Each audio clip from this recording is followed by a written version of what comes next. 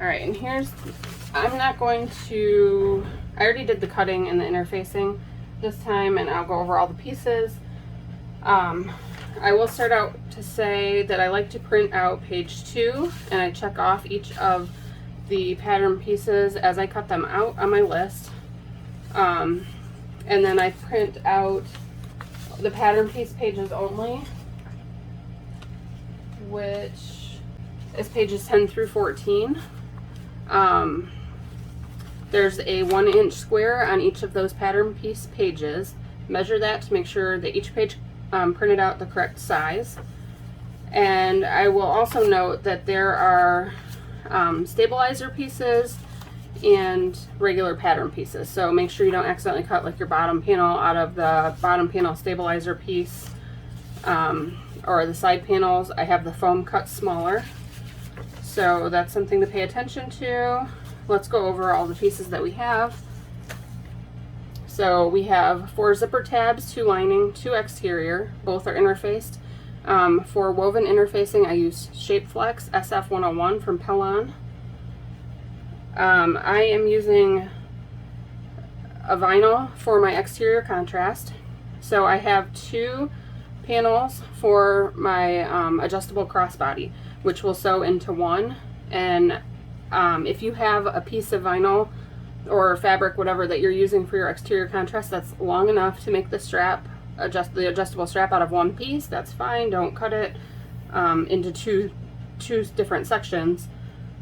But I like to do this so that way it requires less materials, and I'll show you how to piece it together. We have 6 connectors, and these are 4 for the handles and then 2 for the side panels for the adjustable crossbody strap to clip to. I do want to say my air conditioner is running, so hopefully that's not too noisy in the background. And also, since I used a vinyl for my exterior contrast, I have not added any interfacing to these pieces. If you're using a woven cotton, you'll want to use your woven interfacing on the back of all those as well. We have 2 handles. I have my 2 zippers. I'm using zipper by the yard, so I use the measurements that are listed for that.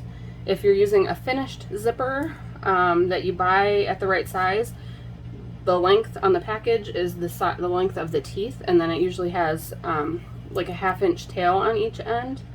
So the zipper size listed is for a finished zipper, and then I have in parentheses the length that you need if you buy by the yard zipper, to make sure you cut to the right length. So we have 2 lining main panels. Those both have Shapeflex. I have 2 exterior main panels. These have woven interfacing adhered to the fabric. Then I have a section of sew-in foam. I do not like the iron-on foam because I feel like it wrinkles, and that the wrinkles don't iron out. And then I have a layer of Shapeflex, Shapeflex. The woven interfacing is over top the foam to hold it in place. And you'll see that the foam is cut 1/2 inch smaller all the way around than the main panels. The woven holds the foam in place. If you wanted to, you can use a Decoville light in place of the foam. And then you could exclude the second layer of woven interfacing that holds it down if you wanted to. I just was really trying to keep the foam out of the seam allowances on this bag because it is bound. There's a binding at the end. So I didn't want it to have really super thick seams. So we have the 2 exterior pocket panels. This has 1 layer of woven interfacing and then a smaller layer of fusible fleece. Those are 2 exterior, and then 2 lining. Those just have 1 layer of woven interfacing.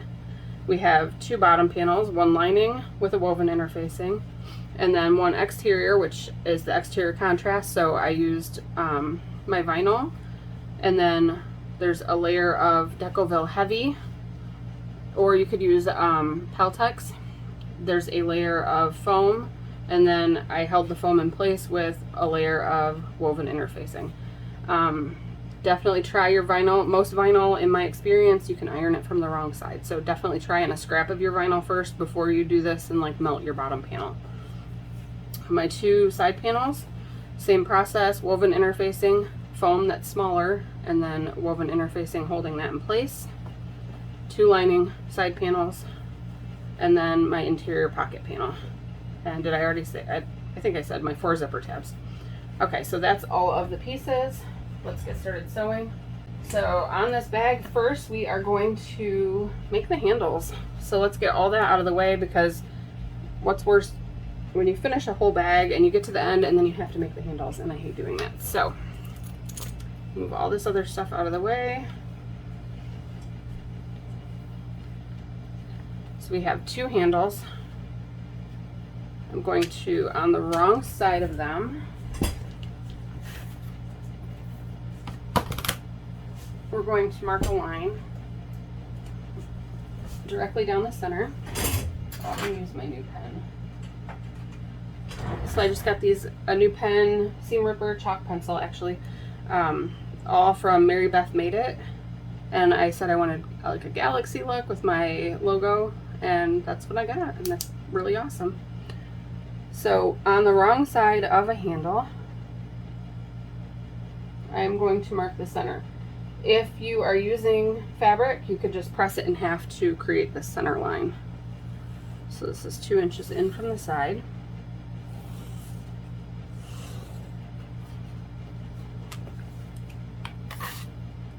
And this is actually like a heat erasable pencil, or pen. And I'm not going to heat this, but that's fine. I just really wanted to use it. Okay. So now, because I'm using vinyl, I have double-sided tape, and I get this from Wawac. I feel like I say that wrong every time. And I am just going to run this down either side of that line. And this can kind of gum up the needle a little bit, so keep that in mind. Usually doesn't seem to be an issue for me, but you can like rub a little bit of alcohol over the needle and it will get the sticky off, I've been told. Or I bet you nail polish remover would work as well.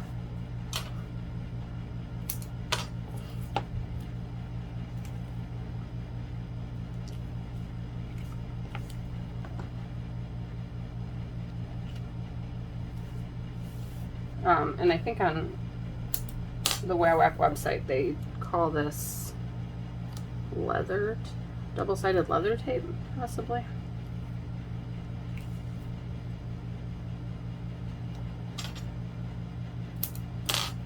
This vinyl that I'm using I got from SoHungryHippie.com, and it is called Moonglow vinyl, and I love it. It's got like a very leather-like feel to it.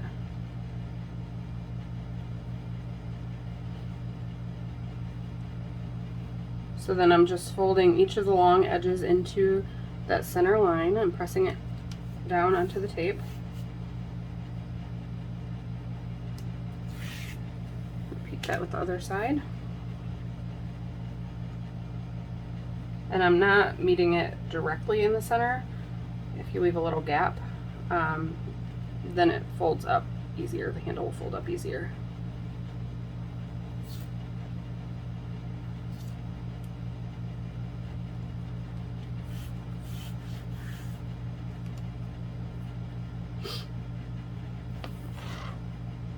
Alright, and then I'm just going to run one more length of tape.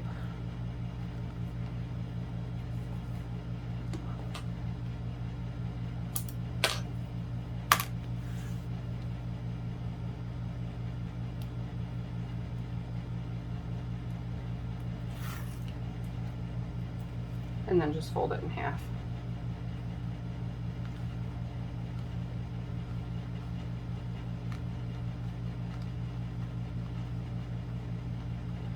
Oh, I'm sorry about the weird light here going across. It's coming through my blinds. The sun is facing the front of my room there.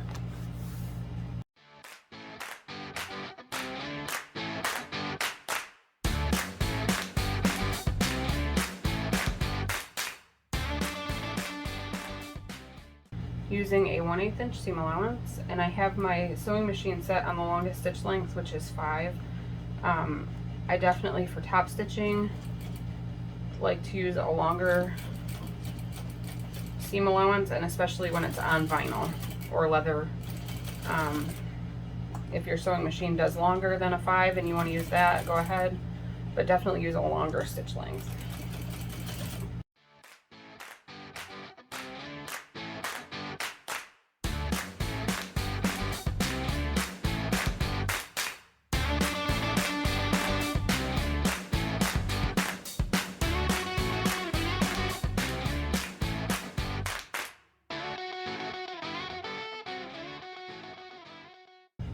Now we're going to do the 2 crossbody straps.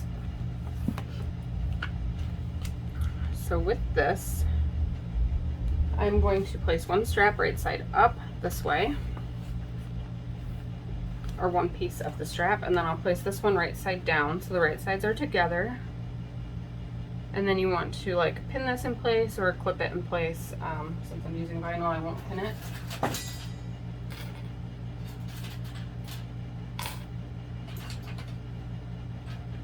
I have these awesome clips that I really freaking love from moremeknow.com. Oops. They like lay super flat, so it's nice. But also, they're easy to accidentally sew over, so be careful, because I did that. But I can just kind of get them in everywhere on here to hold that in place, and then I don't have to worry about not pinning it because it's vinyl. Alright, and now I want to mark from corner to corner a diagonal line, and that's where we'll sew. So I'm going to slide this over under my sewing machine, under my presser foot, and I'm just going to sew a couple stitches and then back stitch, and then sew the entire length directly along that line.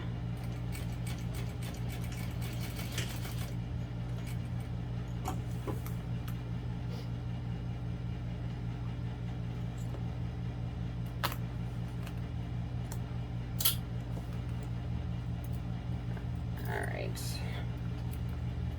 Now, if I was using fabric, I would press the seam, but I'm using vinyl, so I cannot press that. So first I check to make sure, open this, make sure it makes one long continuous piece. You just have this triangles flapping in the back here. You can go ahead and cut those off. I cut them down to about 1/4 inch. And then what I'm going to do, press that seam allowance open. So like, since this is vinyl, I'm just going to finger press that, and I'm going to top stitch along each side of this seam, and this will just make the seam lay nice and flat.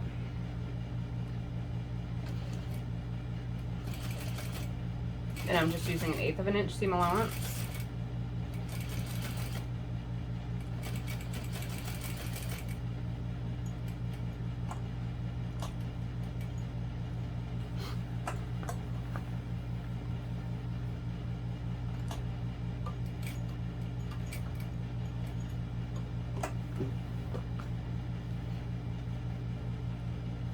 Okay, make sure the other side of the seam allowance is laying nice and flat. And then just top stitch that side as well.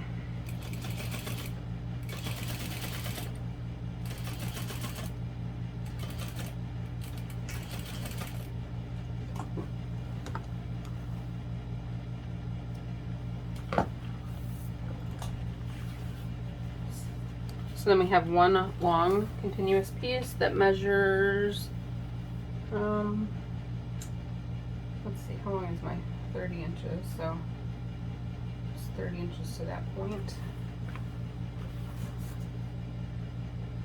It will measure about 57 inches. So if you need a longer strap than that, you want to cut your 2 pieces longer than 30 inches. I find that this is plenty long for me, but again, depending on your height or your size, it could be too long, it could be too short, so yeah, definitely make sure that you make it longer if you feel you need it longer or shorter. It's easier to make it shorter because you can cut it. So to make this strap, we're going to do the same process.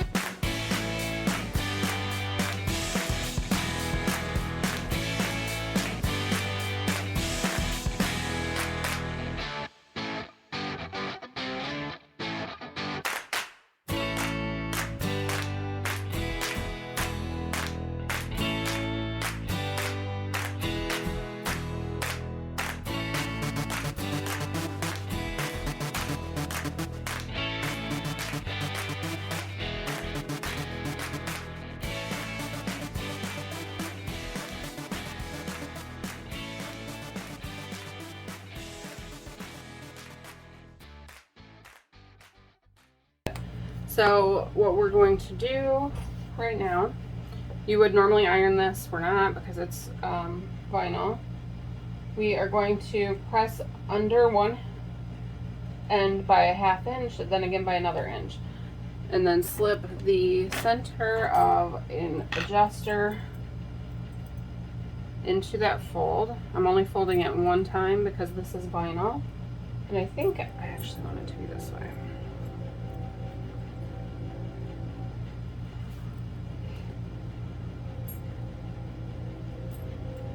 Okay, so into the center fold.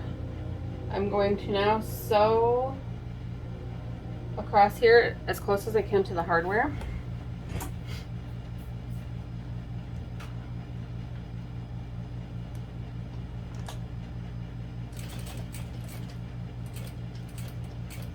And then back stitch.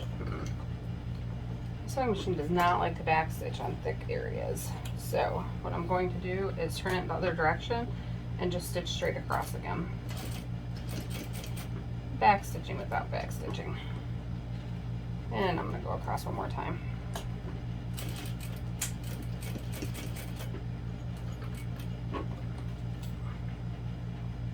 Alright, and then you can do one more line of stitching,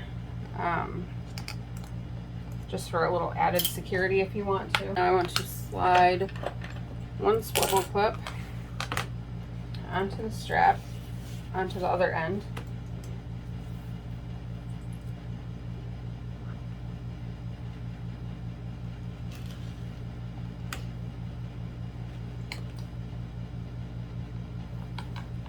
And then bring this up and over slider again. And I usually don't make my crossbody straps out of vinyl because I don't like them to be that thick. I like to make them out of fabric, but here we are. I made it out of vinyl, and of course I don't have like the super wide mouth sliders, so it's kind of funky, but it's fine. Okay, so then just make sure that it works and that it adjusts, and it's a little tight because of the vinyl. Mormino.com, she does have like super wide mouth sliders, so check those out if you like to make your adjustable straps out of vinyl. Okay, but see how the part where I sewed it together is nice and flat, so that just slid right through there nicely.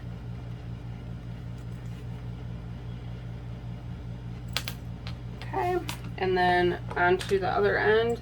Again, you would normally press this, but since it's vinyl, I'm not. I'm just going to slide that on and then fold the vinyl, or fold the end back. And you could also use a rivet here. I'm just going to sew it quickly. I'm sewing close to the end And then again, because my sewing machine does not like to back stitch on thick areas, turn it around.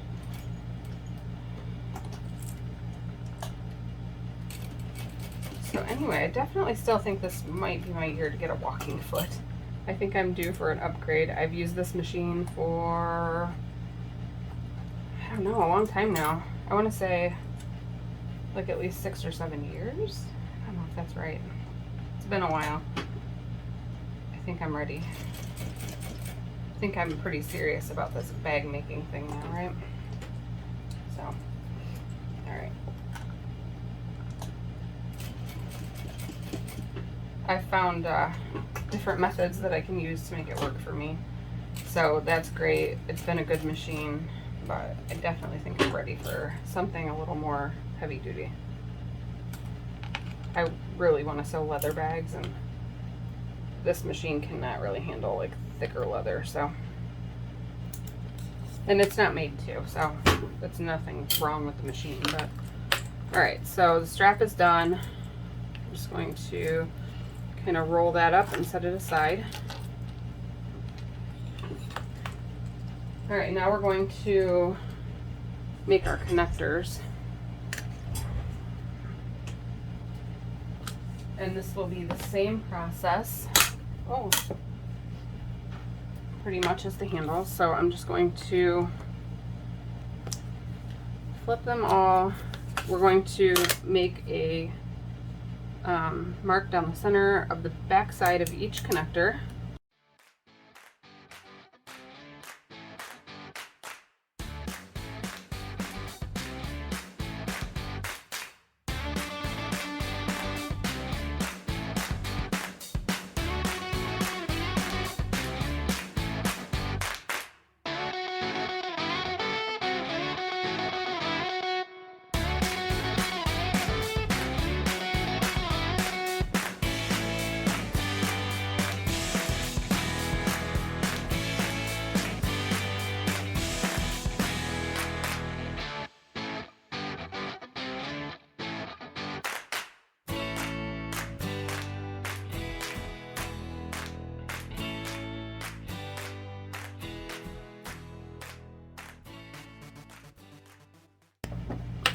We have our hardware, so 4 will get rectangle rings, 2 will get D-rings. So the way I like to do this, we want to fold the top raw edge to the back by 1 1/4 inch. So I like to measure 2 1/2 inches down on the back side, and I'll draw a line. I'm going to use a little piece of tape.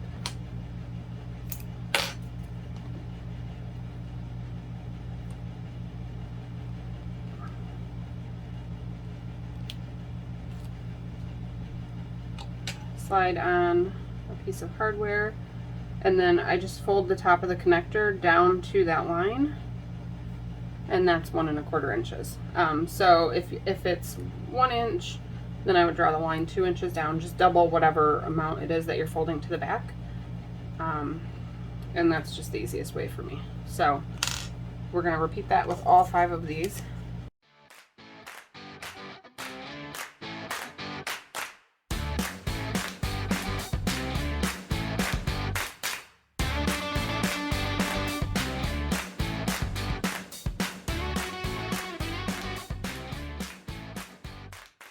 Okay, so now we are going to attach these to the pocket panel, the exterior pocket panel, and the end panels, side panels. All right.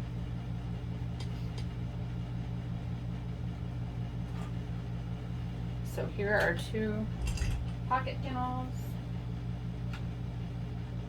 and our 2 side panels. So you can, for the pocket panels, I have on the pocket panel pattern piece, I have a placement mark for the handle. So you can just cut that out, use the pocket, use this to trace it out onto the fabric, which I might do. For the side pieces, you want to find the center, because we're just going to center the connector. So I'm just going to make a mark along the center, and I'm going to confirm from the other side that that is the center. It is. I have a little extra interfacing here because I was kind of sloppy, so I will trim that off probably before I sew. So I'm just doing the same thing on this one. Make a line and mark the center.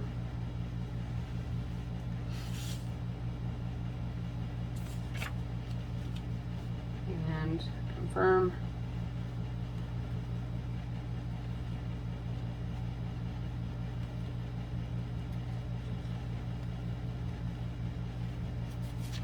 Okay. So now I'm going to use a lot of double-sided tape. So the two connectors that have the D-rings on them will go on to the side panels. I don't want to call it the wrong name.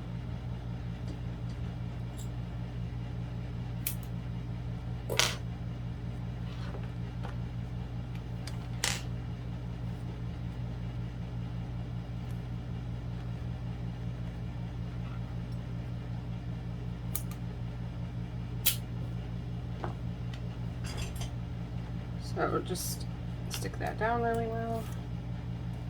Alright, so then you can kind of line the seam up on the back of the connector with the center line that you drew to make sure that you keep your connector centered.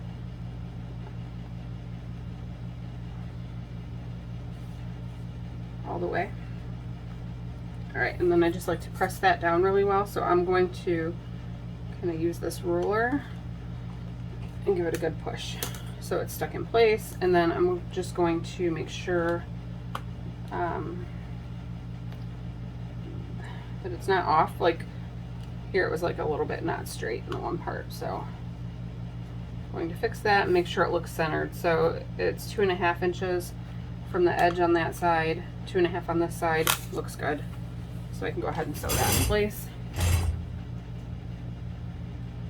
I'm still using my longer stitch length of 5 millimeters.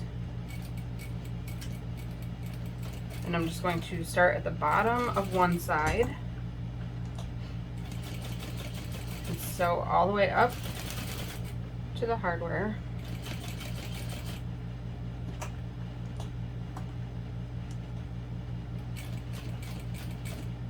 Get as close as I can to the hardware.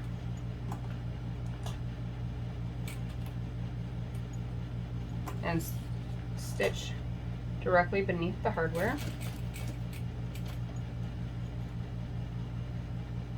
And then you want to back stitch.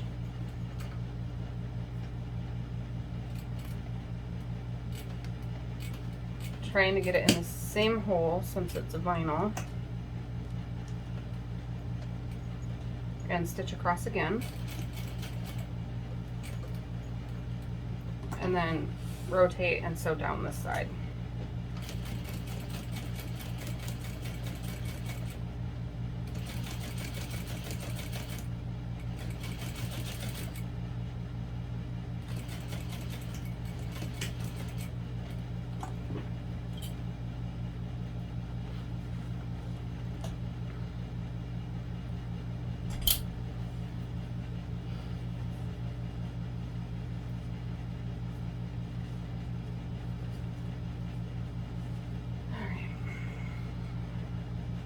Well, I'm actually going to, really quick, since I have this here,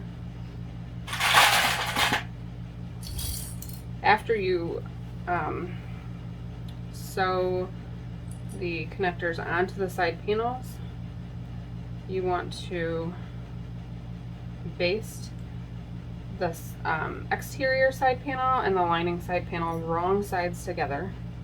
This bag does have binding, so it'll be wrong. Everything will be wrong sides together, or well, whatever. It's listed in the pattern. It's specified. So this is wrong sides together though, and I'm just going to baste all the way around the outer edge using a 1/4 inch seam allowance.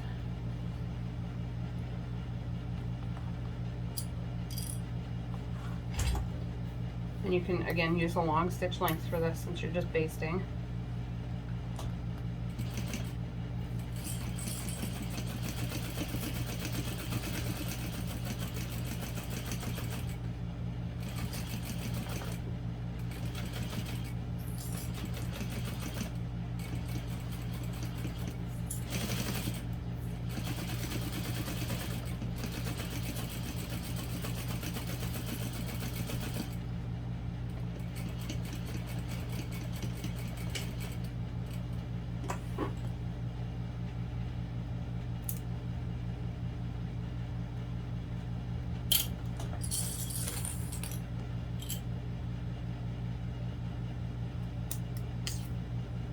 Alright, so there's that. We'll repeat that process with the other side panel. Making sure that this is centered. And then I just watch as I lay it down along that line to keep the center line on the connector in place. Press that in place really well.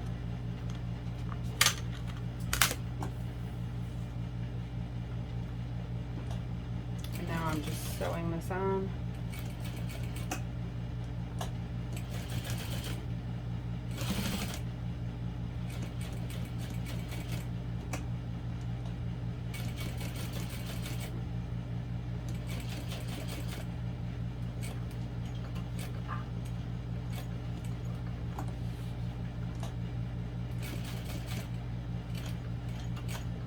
I do think that I'll not actually backstitch but turn and sew like this.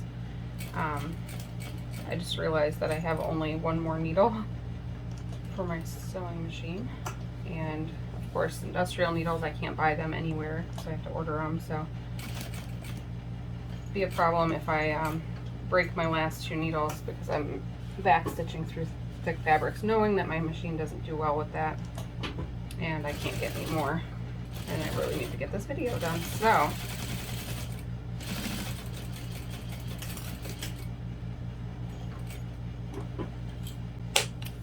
we're going to place these wrong sides together, matching up all the edges, and that's the lining and the exterior side panels.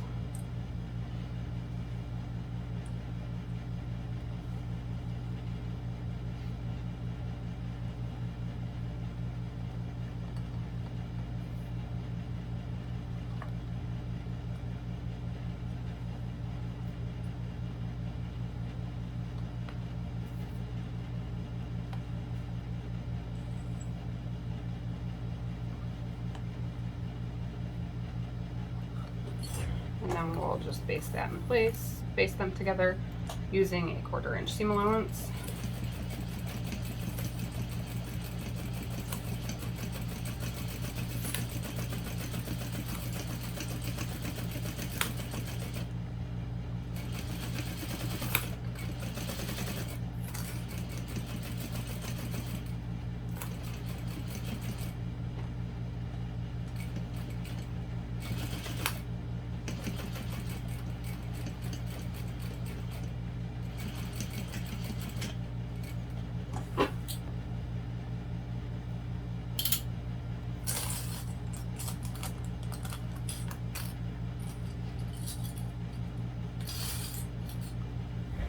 Okay, so we've got our 2 side panels are done, and now we have pocket panels. So I'm going to, I need to find some no good scissors. Alright, they're not no good, they're just the ones I use for paper.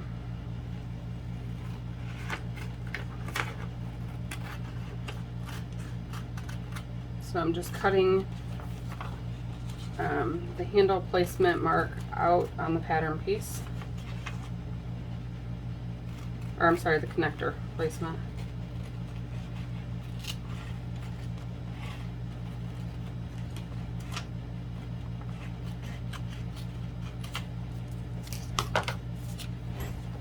I am going to, on the ruler along the bottom of my,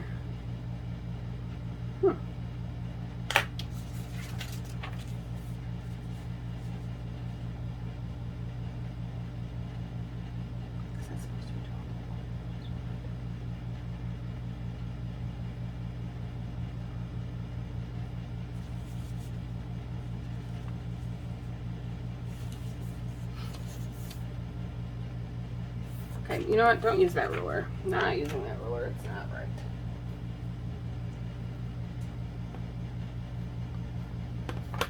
Well, maybe I just need to fix something. Okay, so either way, I am right now going to mark the center along the bottom edge.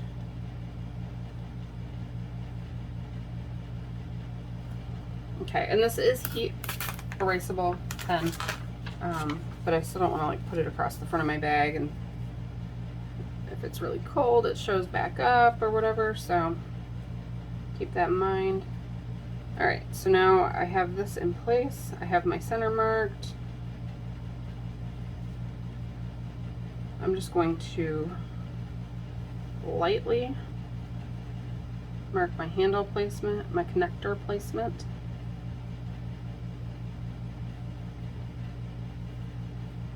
And carefully.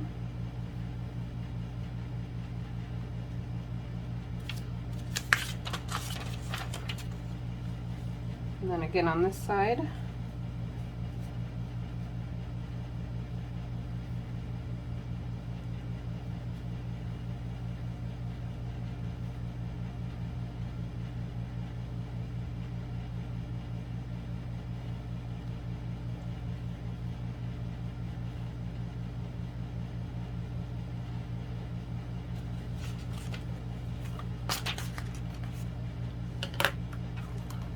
And I'm going to, you also want, these should be 1 3/4 of an inch from the center. Each handle should be. So just measure and make sure it is, what? Oh, okay. Yeah, 1 3/4 of an inch. Okay, and now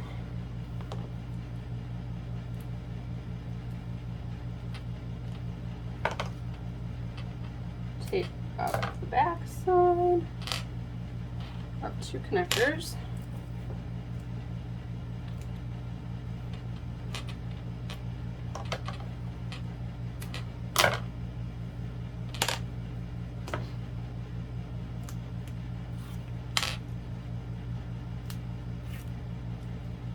And just put them in place along those lines.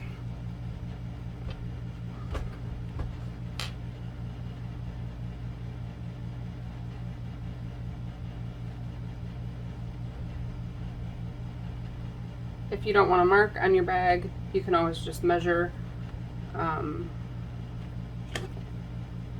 and with the ruler in place lined up with the center, mark 1 3/4 of an inch and put your handle in place like that. So, dang it. I'm just going to sew these in place, same way we did with the side panels.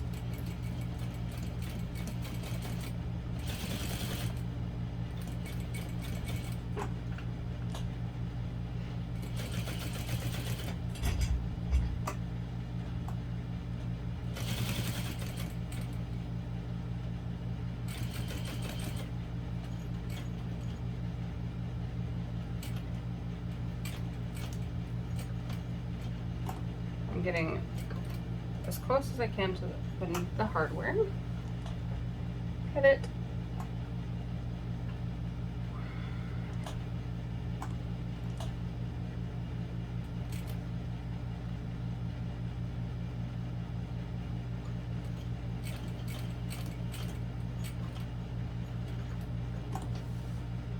Dang it.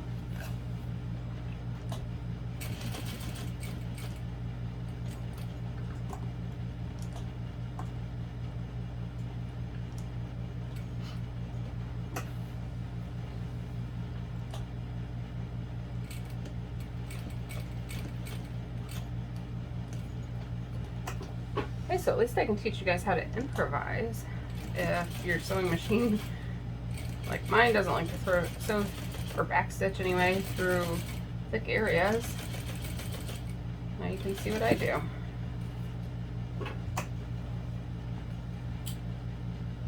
Cannot risk a broken needle. So.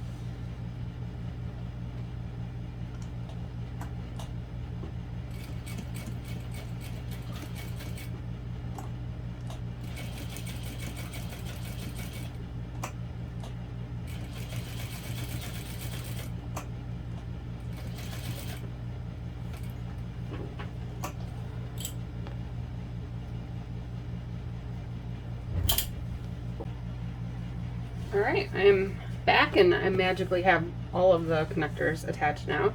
And I did decide that I want to use rivets in these, so I went ahead and I measured 6 1/8 inch up from the bottom and centered on each connector and the side connectors, and I made a mark.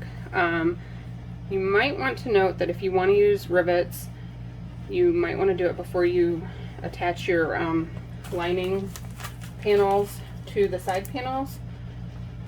And I did not, and I didn't want to seam rip, so it's really not a big deal to just pop the rivets right through the lining too, but you might not want to do that. So keep that in mind. If you want to add rivets, add them before basting the lining side panels to the exterior side panels. So I went ahead and punched holes through all of these using my hole punch, which I just have this leather hole punch. I got it from Tandy Leather. You can rotate for different size holes. So I marked the holes, I punched them. I have a rivet press. This I got from Gold Star Tool, which I think a lot of people have had issues with, but mine personally has been fine. I don't have like any kind of affiliation with them. Just purchased the product. And I've had this for several years. So I'm just going to install one rivet in each hole.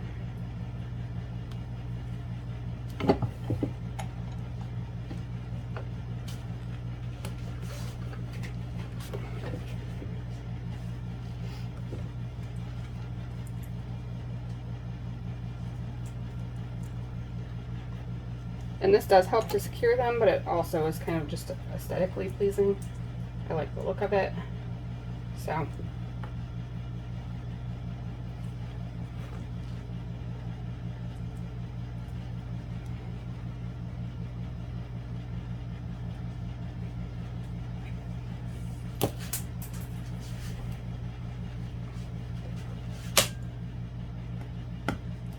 you should pop the caps on and they kind of clip in place. I got these rivets from Marcel Bags.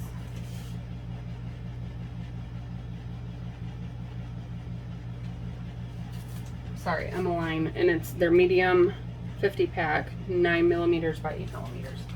So And then I think that the die I have is actually 10 millimeter. I just bought one with my press, and then I typically would buy the rivets from Gold Star Tool as well, just because I knew they would fit my die. But I bought some from online and they work fine also, so.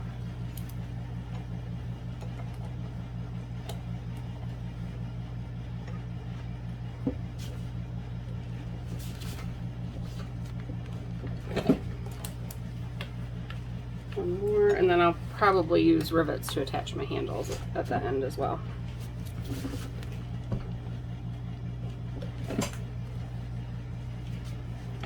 Alright, so that's optional. You don't have to use rivets.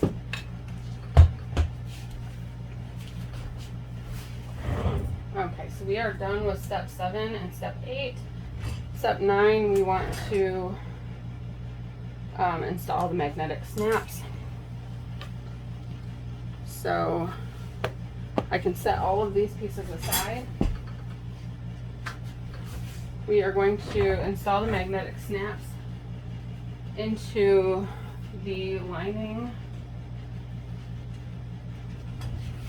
pocket panels and the main exterior panels. So I have on the pattern pieces rivet placements marked.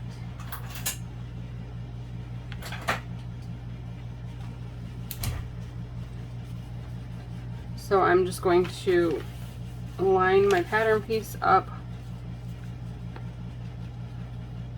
with the fabric and make a mark. I already popped a hole through the placement mark, and you can just do that with your hole punch, or I just kind of ripped it. I am going to make sure that those are even. They look pretty good. I might move this one down just a touch. Same thing on the other main exterior.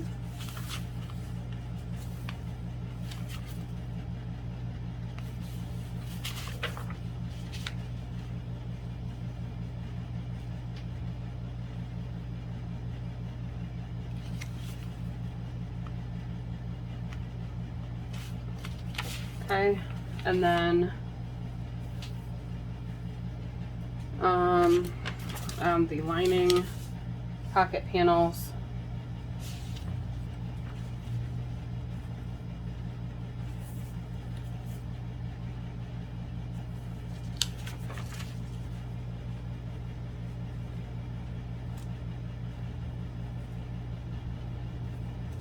and I am actually on the lining pocket panel, since it was only the exterior or the lining fabric and one layer of shape flex. I'm going to mark these, and then I'm going to fuse a piece of just a little tiny scrap of fusible fleece over the mark, just to give the snaps a little something else to hang on to. So when I cut out my fleece pocket pieces, there were scraps, so I just cut these little squares out that I'm going to fuse to the back of these pieces. I'm just going to remark these now. And I can actually, the ones that I marked on the right side, I can still see. Just kind of a white. No, I can't really. Could when it was hot.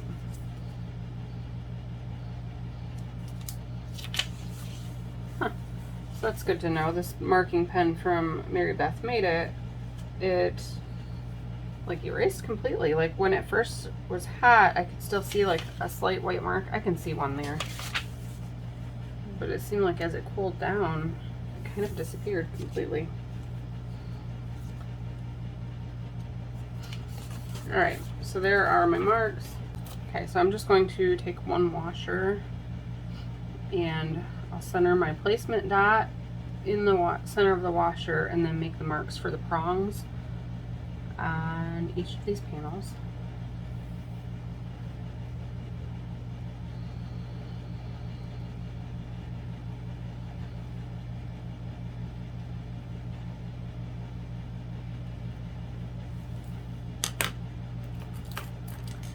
I'm going to install the female half on the exterior main panels and the male half. So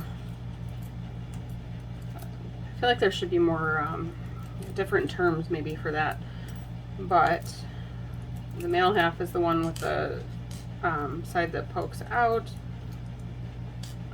Call it the outie. The female half is the one with the side that pokes in. And actually what has the magnet inside of it.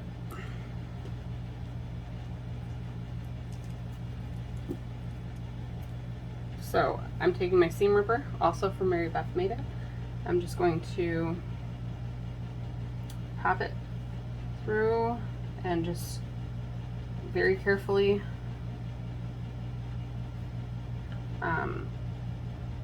cut through the fleece and the lining along those marks that I made.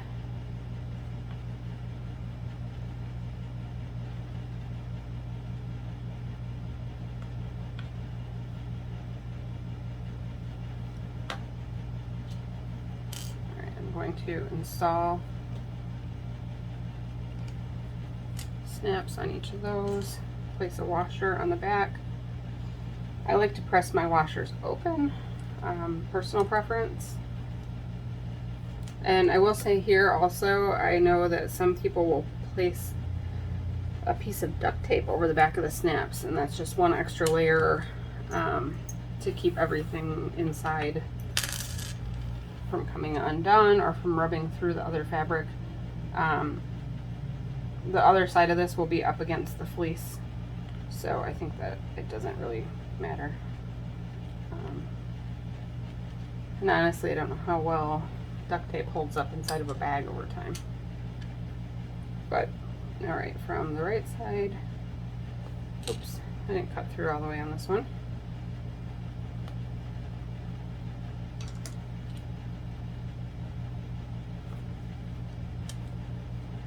There's my snaps.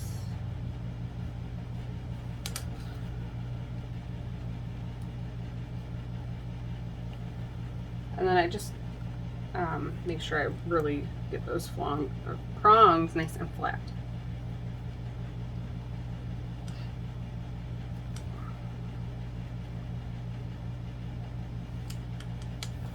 Alright, and then we'll install these other halves into the exterior main panels. So this will be a little bit trickier to cut through this with the seam ripper because there's foam in here. So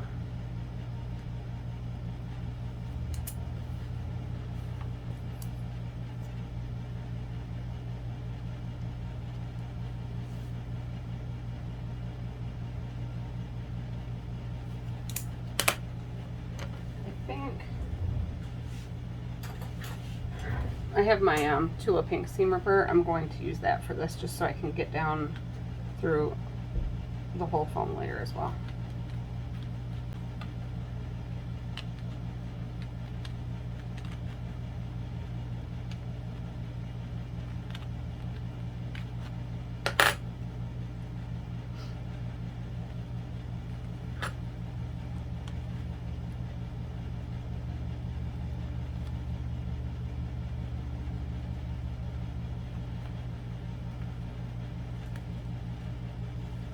Still didn't cut through all the way. Just take your time. Go at it a couple times if you have to. Maybe I didn't even cut that one at all.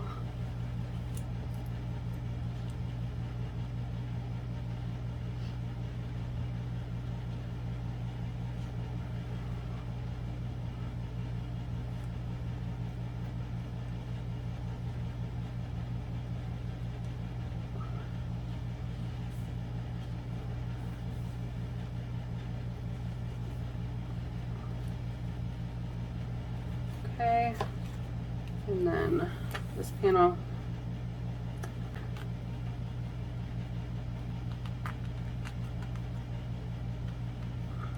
and you can also put some fray check along the cut area to prevent that from fraying as you use the bag. just little things to make it help make it last longer. Nobody wants to put all this work into a bag just to have it fall apart. Or I don't think you do. I don't.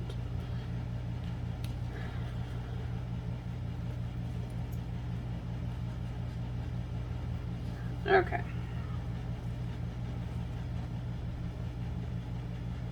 So many snaps. All right, all the snaps are in.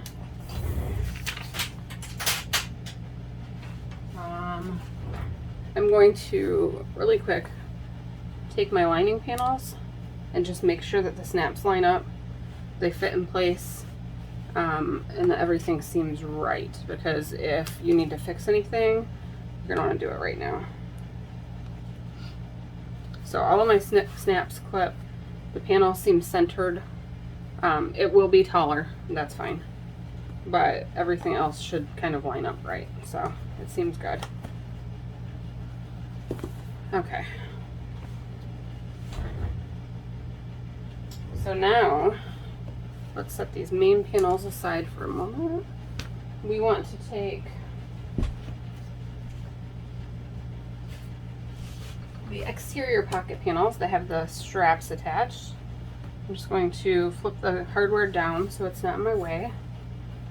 And I want to place these right sides together, matching up the top curved edges. And I'm just going to use clips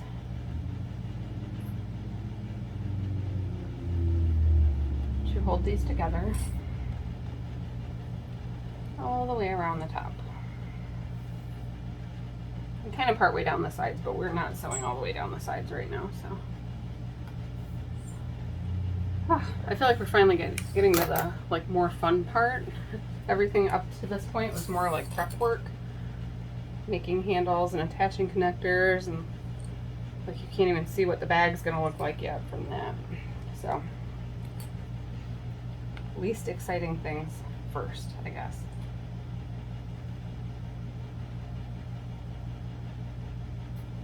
Ooh.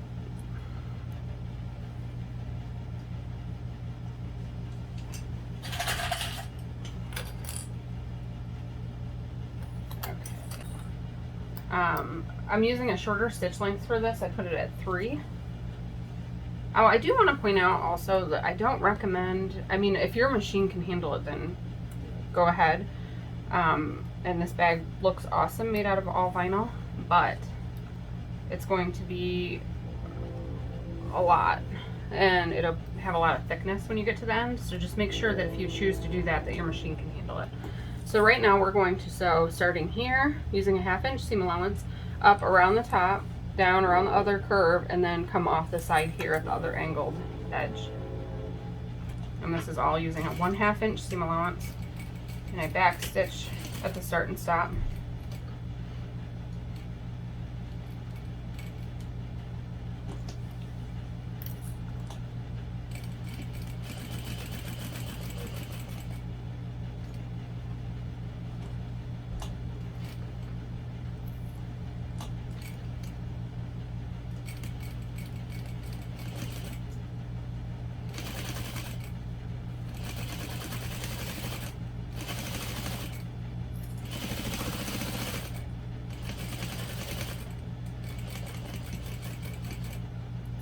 Take it nice and slow around the curves to make sure that they come out looking nice. Sometimes I'll do even 1 stitch at a time and lift the presser foot a little bit and adjust. So just take your time with your curves.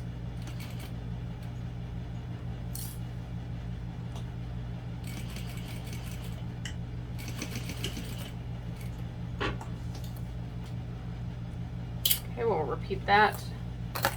Sew together the other pocket panel.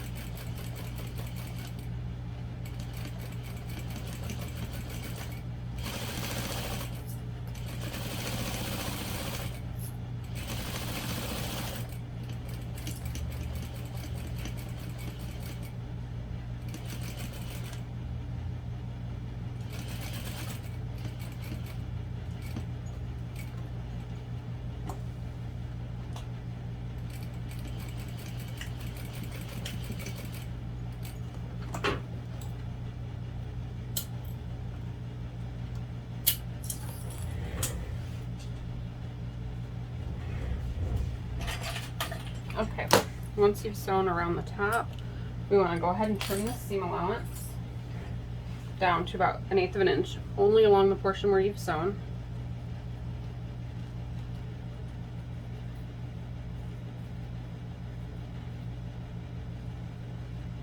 Just carefully trim all the way around.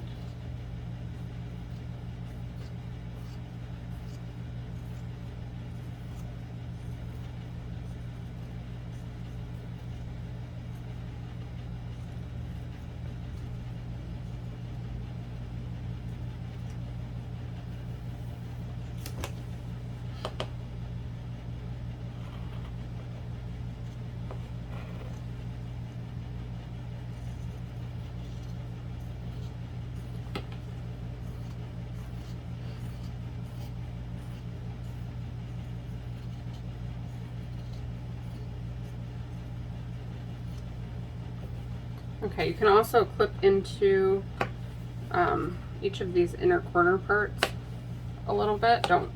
Don't trim your stitches, but that will just help it to lay flatter after turning. So we're going to now turn this right sides out and press it. I have a turning tool. It's just a wooden stick that I like to use to run all the way along inside the seam to make sure that everything is nice and flat. And then I'll make sure that that lining is turned under really nicely when I press it. So I just take the turning tool with me to the iron and make sure that all the seams are pressed out very nicely. And I'll repeat that with the other side.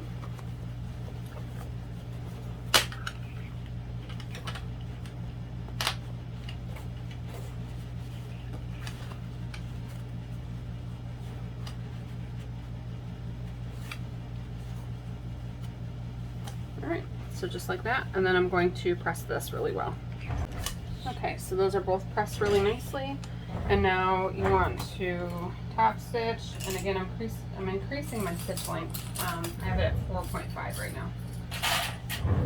And you're just going to top stitch using an 1/8 of an inch seam allowance. Do I want to use a quarter? I'm using an 1/8 of an inch.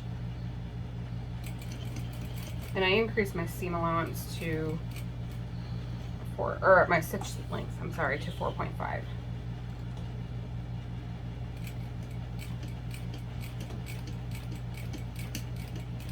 Don't usually do my top stitching with this foot on, so let's see how it goes. I just didn't want to change it out and then change it back again.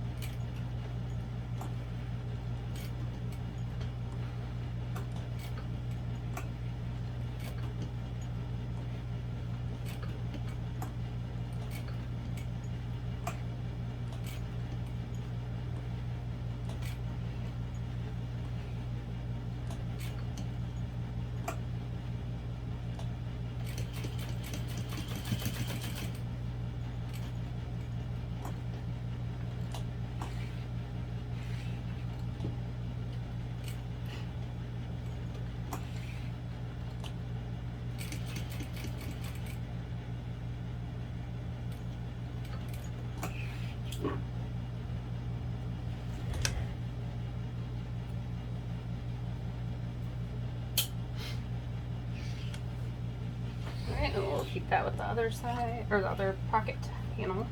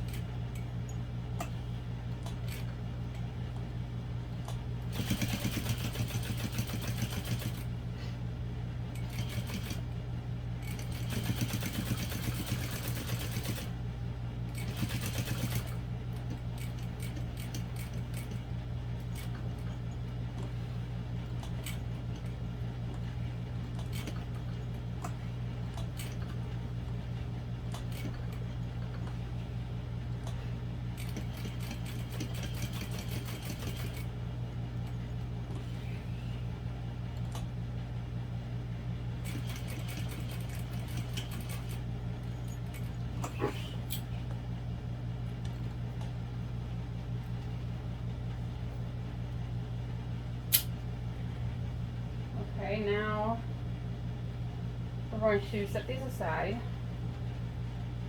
and we're going to take one lining main panel. This is right side up, and our interior zipper pocket right side down. We want to, first on our interior zipper pocket, we're going to measure and mark a box that is 8 inches wide and 1/2 inch tall.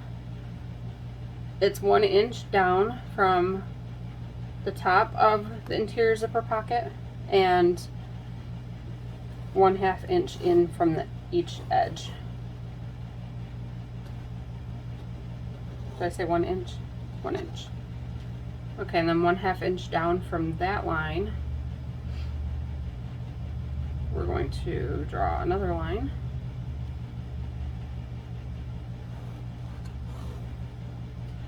Oops. And that one's a little long, but that's fine. Just as long as I don't sew it. Okay. Now we're going to actually pin this. So I'm going to finger press this to find the center. Pin in my easiest way to make sure it's lined up correctly.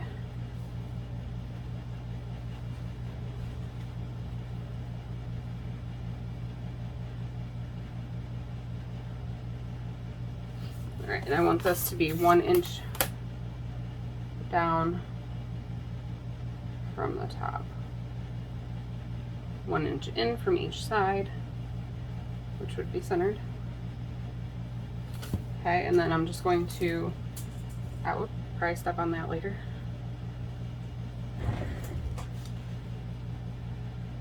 I'm just going to place a few pins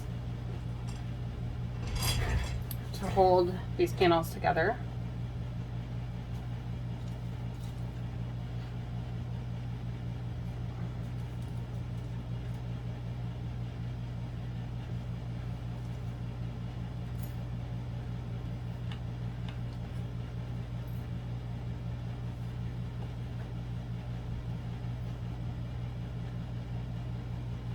Okay.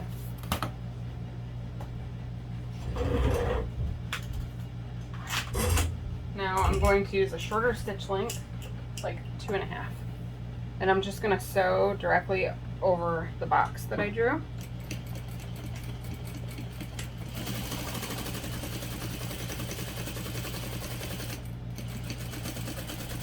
When I reach a corner, I'll stop directly at the corner with my needle down and rotate. Sew up the short end and stop again in the corner with my needle down. Always stop with your needle in the down position.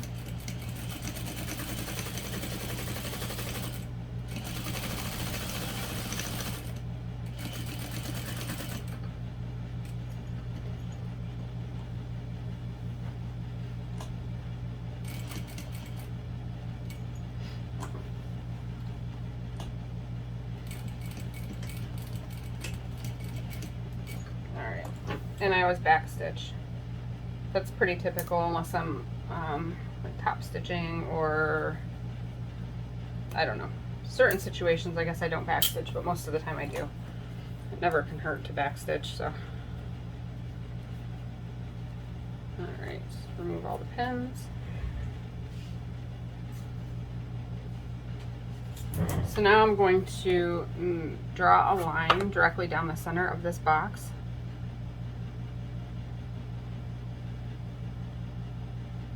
Stopping about 1/2 inch from each short end, and then I'll draw a line to each of the corners.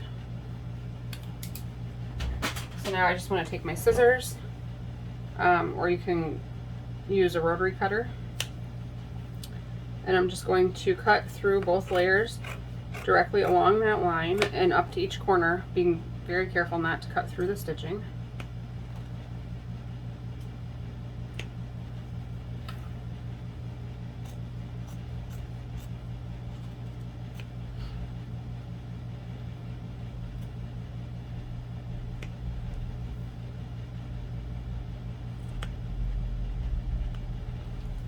Okay, And now I'm going to go to my ironing board and press this. So first I press the bottom, and I'll press that nice and flat.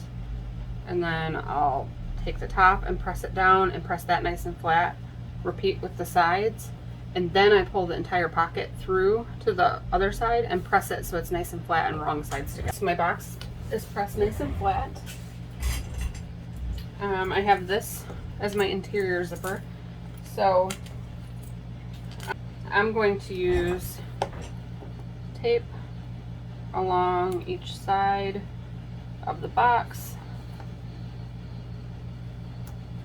Sometimes I use a glue stick, like a regular Elmer's glue stick, and I do find that that works well.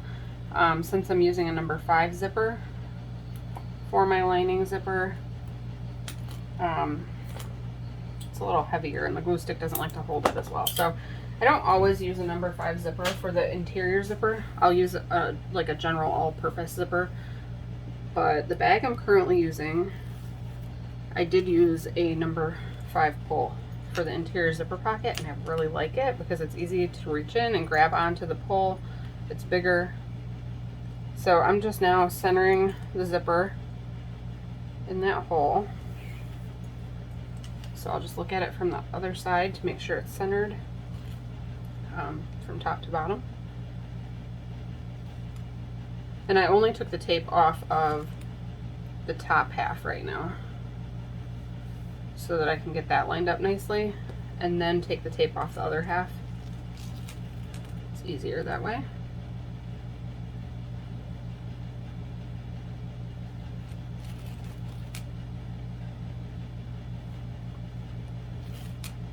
Shouldn't be that hard, should it? Okay. That looks good. So now I'll just fold this up, remove the other half of the paper. Or well, I guess remove the paper from the other piece of tape. Alright, make sure that's all pressed down. Okay, so I'm going back to a longer stitch length. I'm using 4.5 on fabric parts for top stitching, and then using 5 on vinyl parts for top stitching.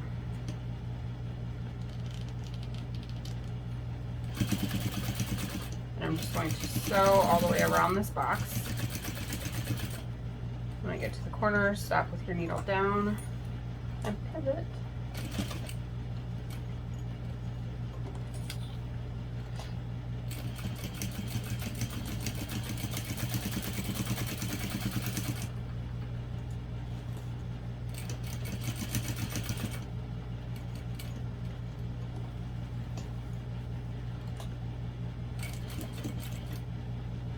Wow, this purple and teal together is giving me total like 90s vibes. Alright, so I just back stitch a few stitches at the start and stop again.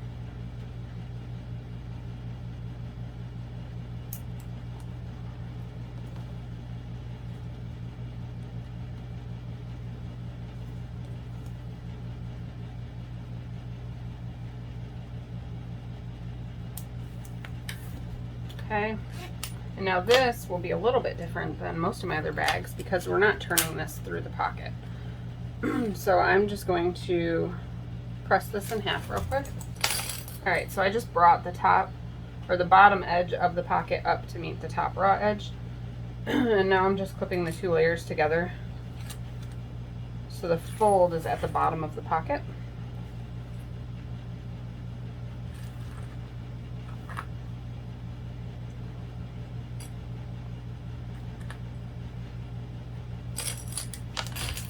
Okay, and now starting at the bottom folded edge, using a 1/2 inch seam allowance, and my stitch length is at 3 right now. I'm just going to sew all the way around the pocket.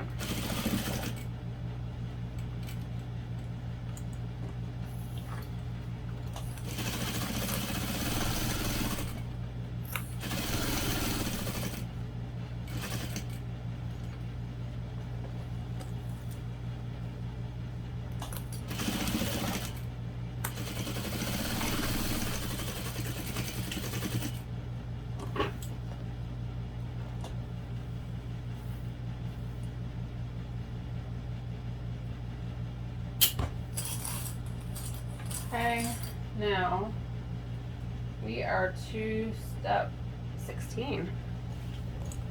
This is my exterior zipper. You can put 2 pulls on this if you want, make it a double pull zipper. It's kind of nice looking.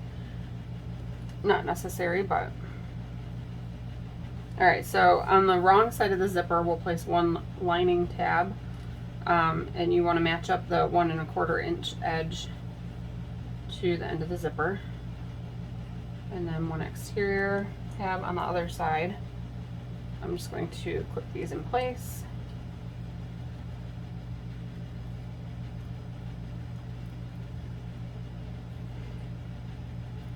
And then I'm going to repeat that on this end of the zipper.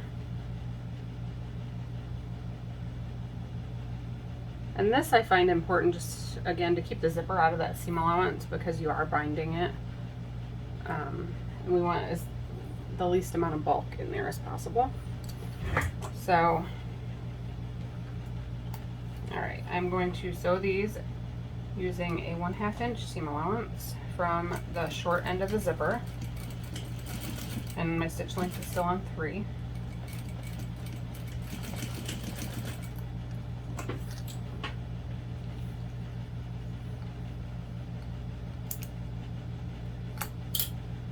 Repeat that for this end.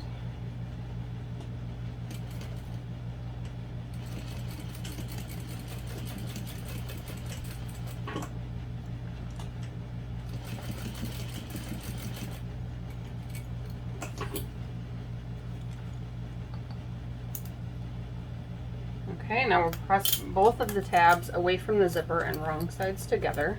Alright, and now we're going to top stitch these using an 1/8 inch seam allowance and 4 1/2 stitch length, just across where that seam is.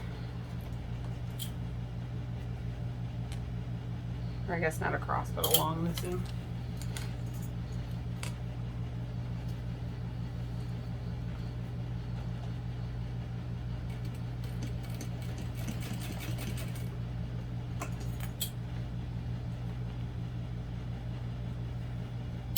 Alright, now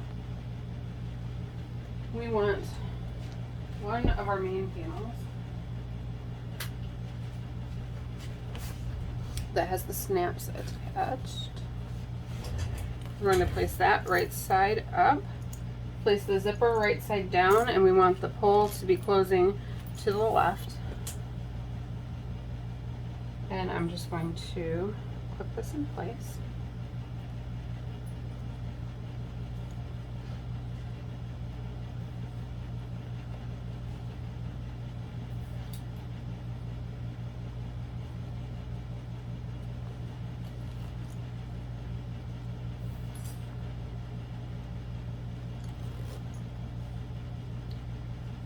And you might find it easier just to have the whole zipper open while you do this.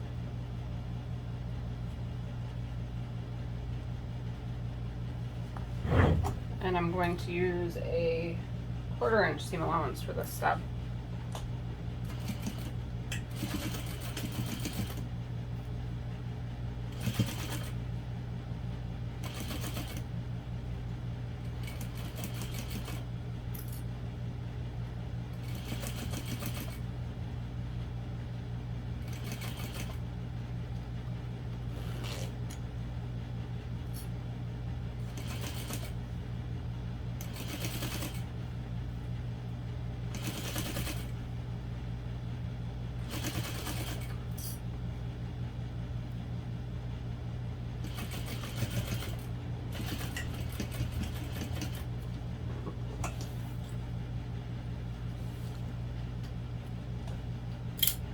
And now we're going to take one lining main panel. I want this one to be the one that does not have the zipper, so that my zippers will both open the same direction.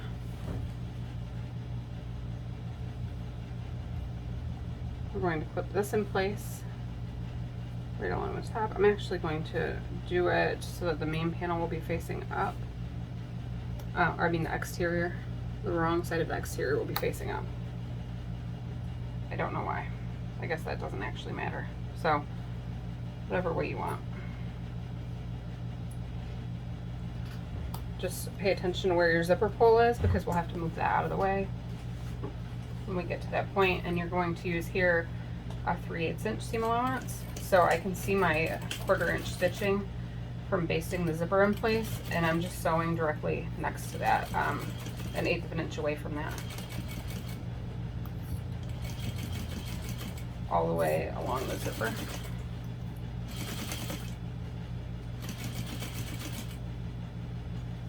Stop with my needle in the down position to move my zipper pull out of the way.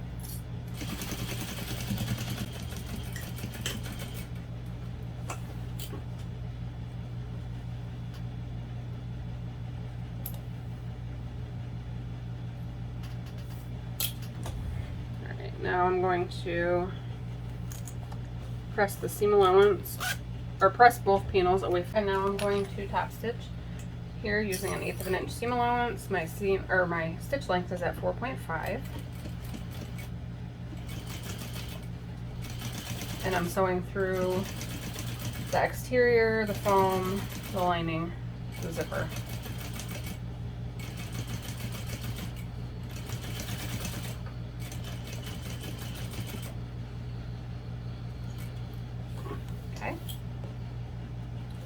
And then we'll repeat that to attach the other 2 main panels to the zipper. So we are repeating with the other exterior. The 2 exterior main panels are right sides together. The zipper is now clipped to the top of the second one. I'm going to sew that on using a 1/4 inch seam allowance. My stitch length is at a 3 millimeter.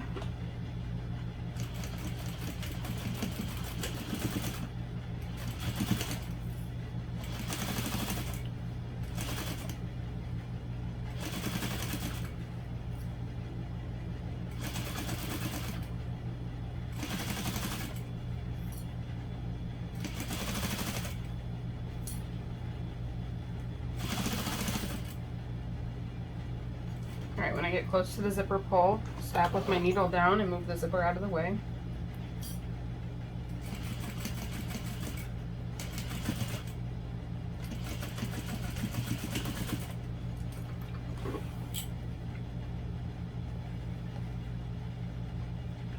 Alright, now I have my lining main panel that has the zipper pocket attached.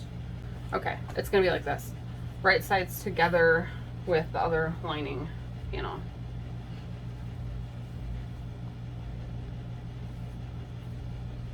And I'm just going to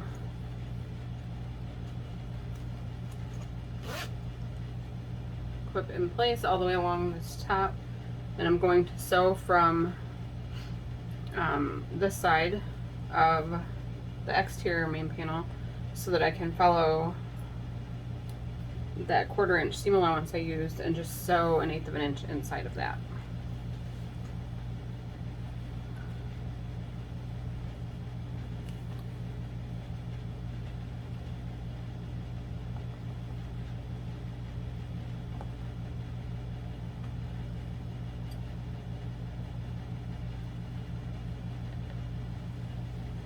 So this is using a 3/8 inch seam allowance when we attach the lining.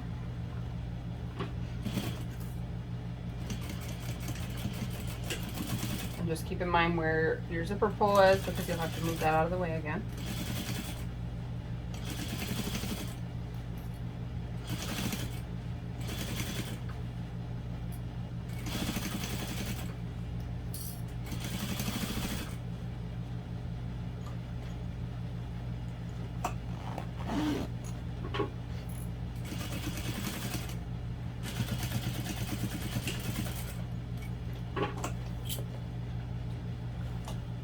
Alright, and again, we want to go flip both of these panels away from the zipper, wrong sides together, and I'll press that well. Alright, we're going to top stitch that seam using 1/8 of an inch seam allowance. And the stitch length I use for this is 4.5.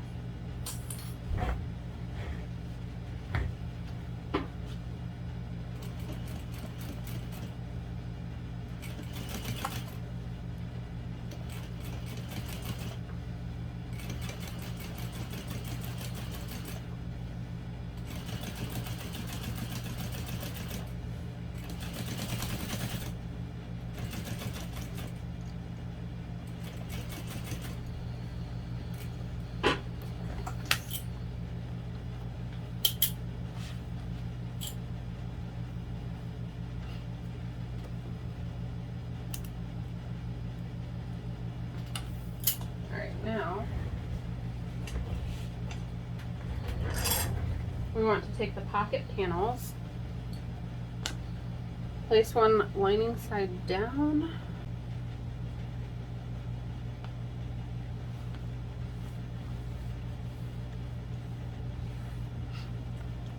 these should meet in the middle. Once the bag is like all sewn up, they don't overlap or anything.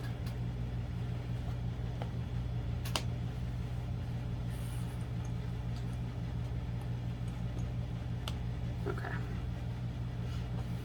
All right, so those are snapped in place. Everything is lined up correctly. Okay, as long as you're satisfied with that, pull the lining panel out of the way, the lining main panel. We're going to baste the pockets to the exterior main panel only.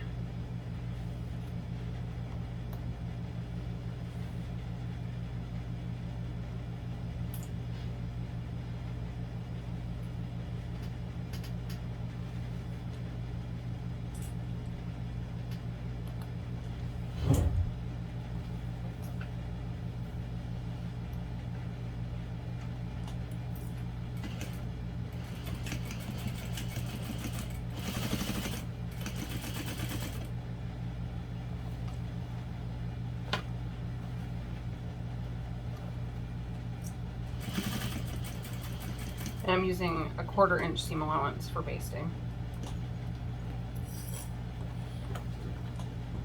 And again, make sure that your lining main panel is folded back out of the way.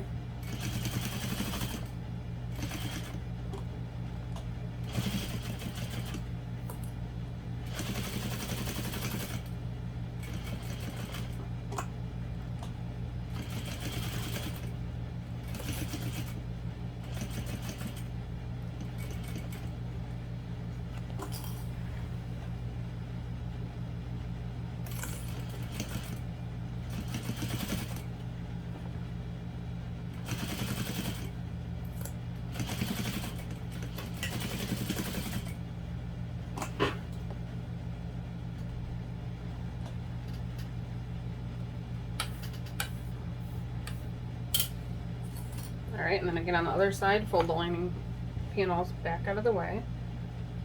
Line up the sides of the pocket panel with the main panel and clip in place.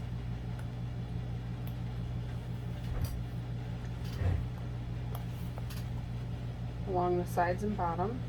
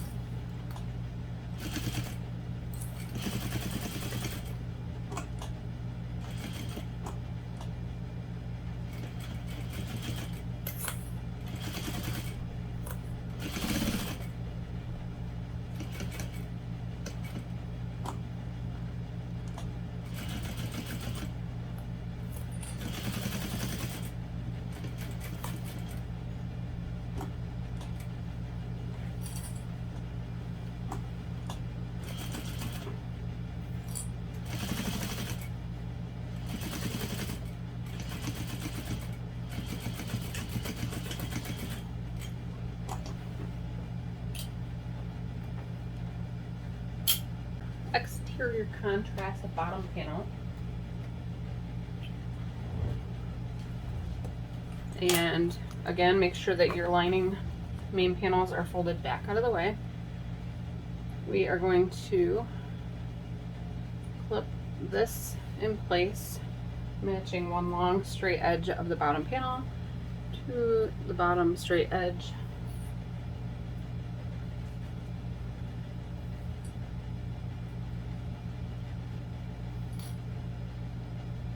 Okay.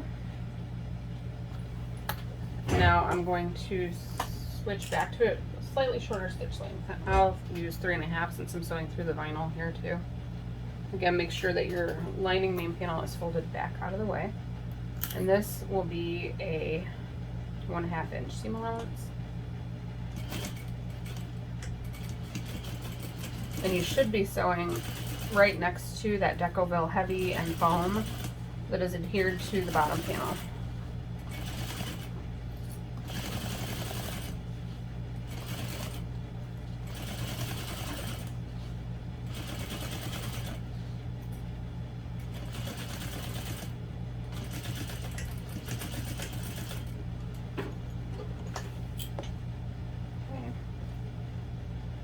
And then you're going to press the bottom panel and we're going to top stitch through this. We're just going to top stitch the entire length of the bottom panel. And the seam allowance is folded towards the bottom panel as well.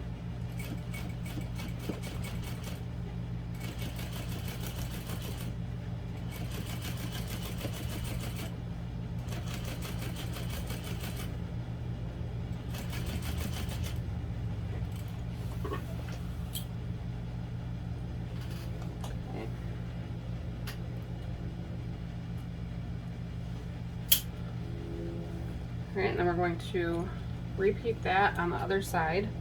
And this is where if the pocket panels are kind of getting in your way, it's okay to unsnap that and bend it back out of your way, and then we can press it when we're finished. So I'm just going to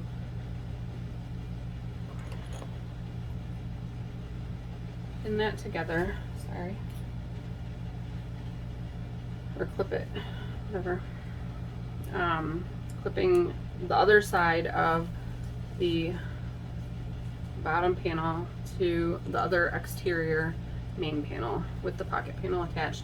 And again, make sure that your lining panels are folded back out of the way.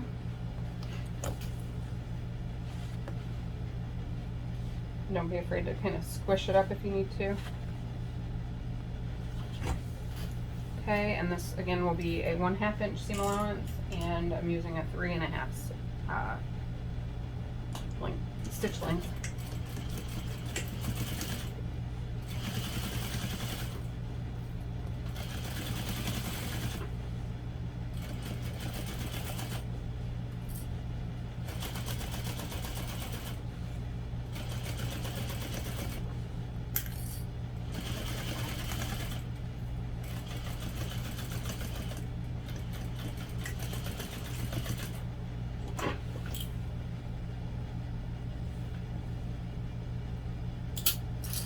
Alright, now this will be the harder side to top stitch because we're going to have to do it through the zipper. This is the hardest part, I think, of the whole bag. So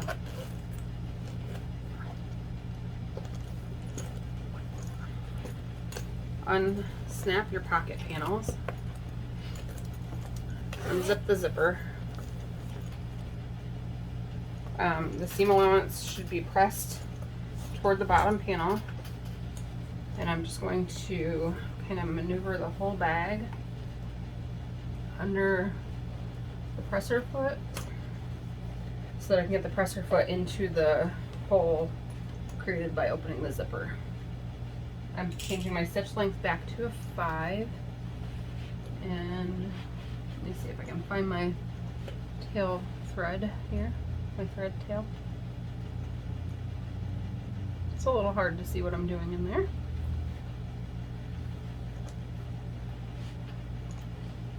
Okay. So, sorry, but you definitely cannot see what I'm doing. But I am top stitching the other side of the bottom main panel. And we don't top stitch the lining main panels, so you only have to do this the one time. And I'm pressing the seam allowance toward the bottom panel.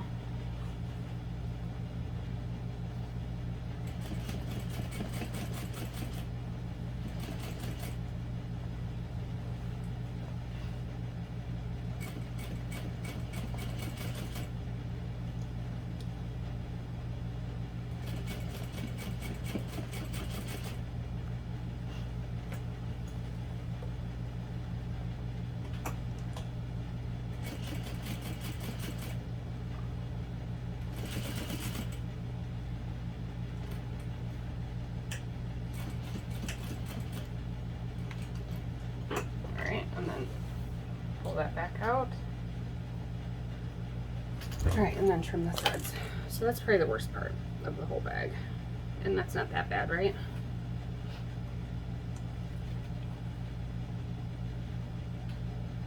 And now I'll just trim all of these threads.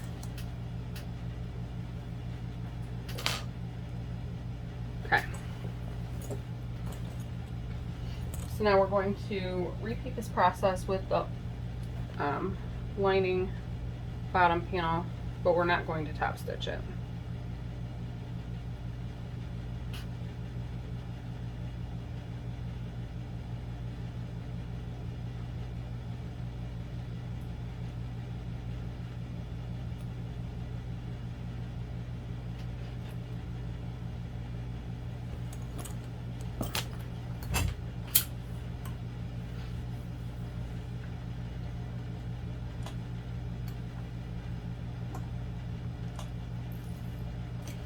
And I'm using a slightly bigger, just over a 1/2 inch seam allowance here, maybe 5/8, just to help the lining fit snugly inside.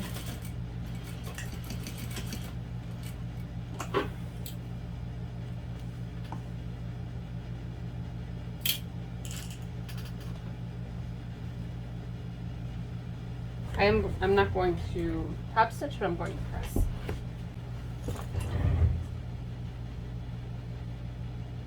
Okay, we'll repeat that on this side.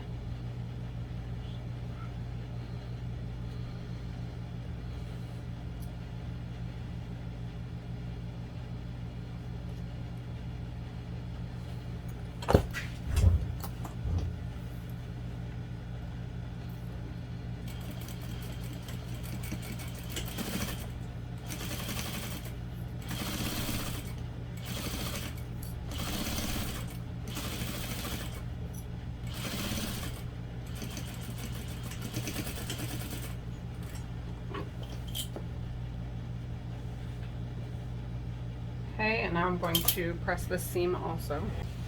Alright, so now we have like 2 tubes kind of, the lining tube and the exterior tube. So we are going to like flip this in such a way that the lining is on the outside of the exterior.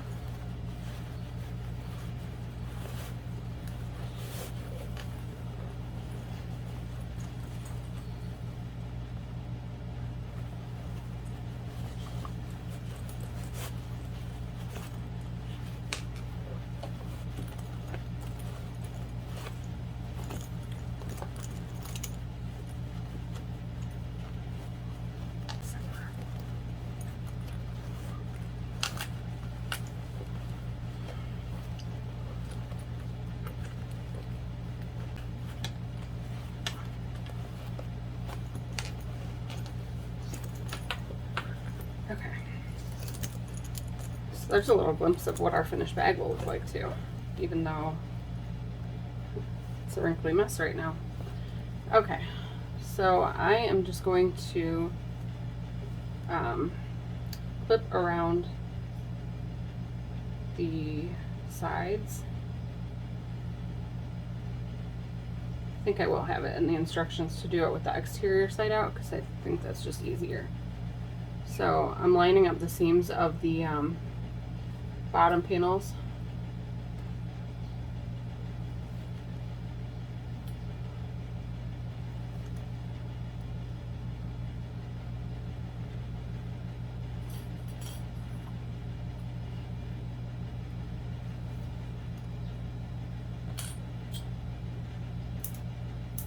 Trim off some extra threads as I go.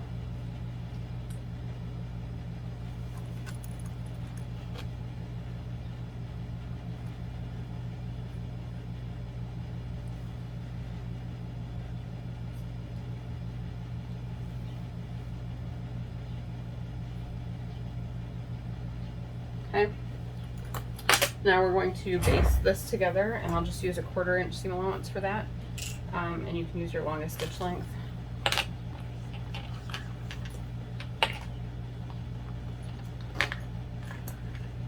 So I'm just going right inside the lining. And I'm just going to use a 1/4 inch seam allowance to sew all of the layers together.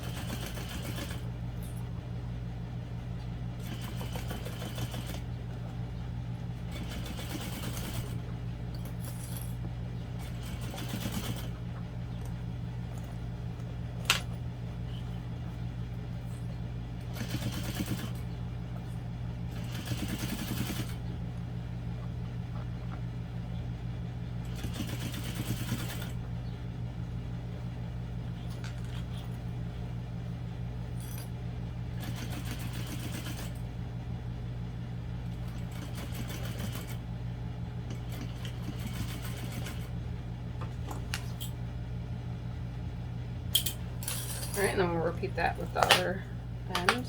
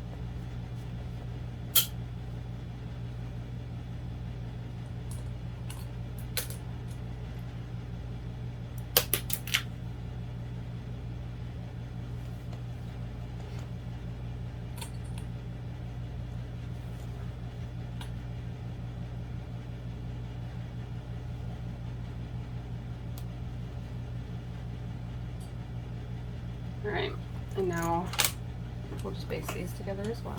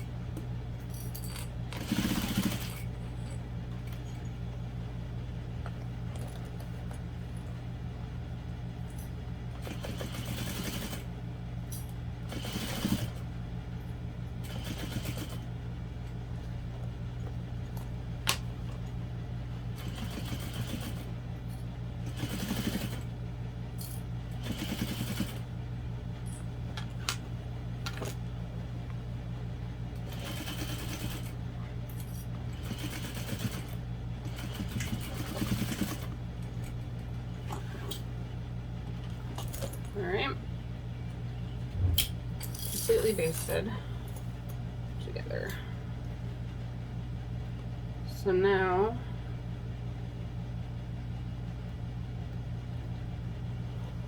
so many threads.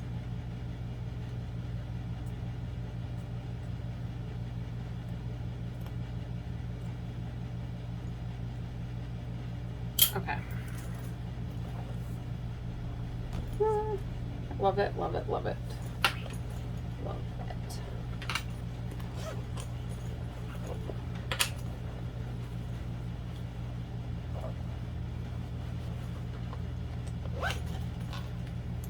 Okay, so now I'm just going to turn it back inside out, which was easier through the zipper.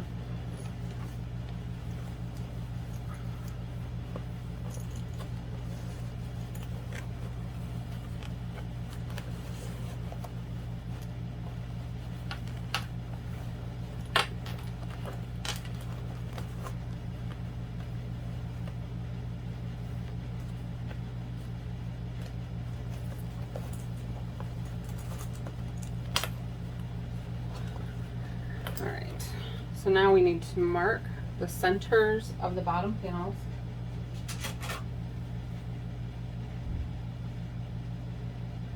So it is currently 4 inches wide.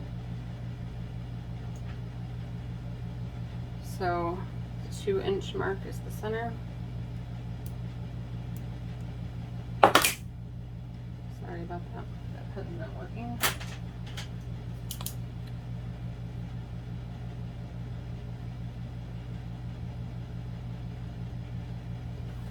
Okay, and then again on this side, the 2-inch mark.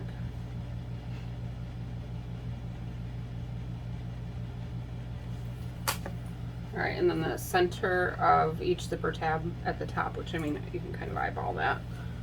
And then we want to mark the center of the top and bottom of these side panels. So I'm going to use the side panel pattern piece. And your rivet probably will not show on the inside if you didn't do what I did. But it's not really a big deal. So I just like to mark the center, and then I flip the pattern piece over and check to make sure that that also shows center, because I've definitely marked it before and like must not have had it lined up right, because the centers were not really very centered. So I always just double check myself.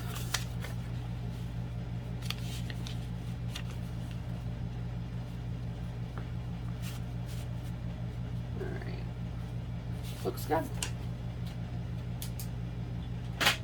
So now I'm going to take one exterior sides together, and I'm going to first match the bottoms along the bottom.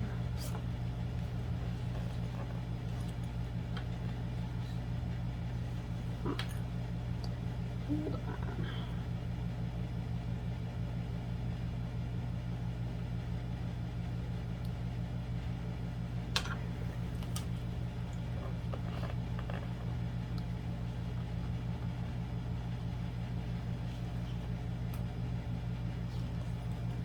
And then along the top.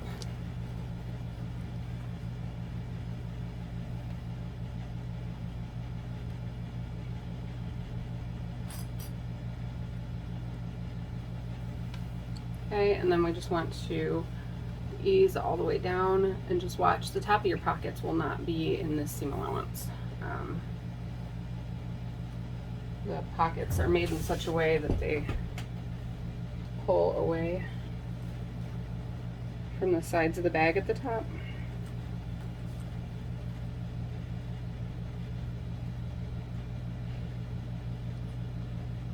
So you just have to ease around the curves. So remember that the pieces should fit together at the seam allowance line, which is 1/2 inch in from the raw edge, not along the raw edges.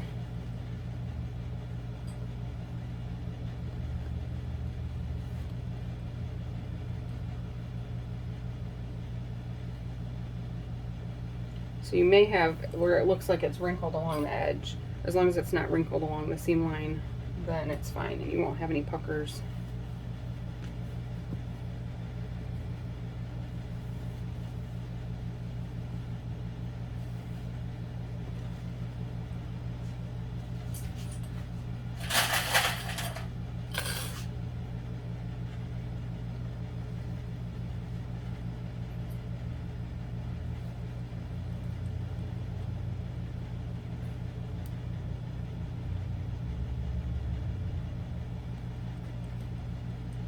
And I'm going to switch over to my zipper foot to sew this on.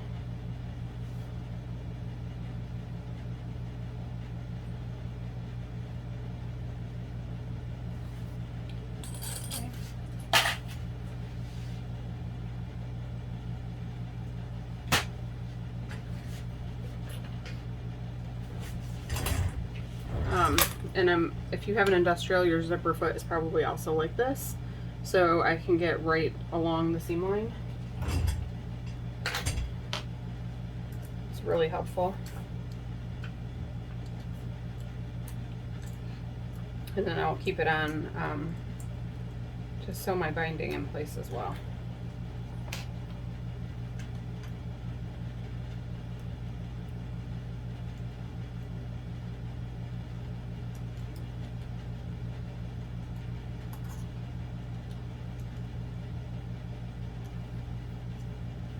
Okay, just make sure that foot's real nice and tight.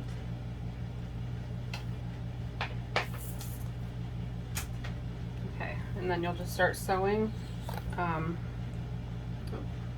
have some of this kind of folded over on the back, so I want to make sure that it's not like that. Make sure everything looks good where I have it clipped. Okay. So just pick a spot.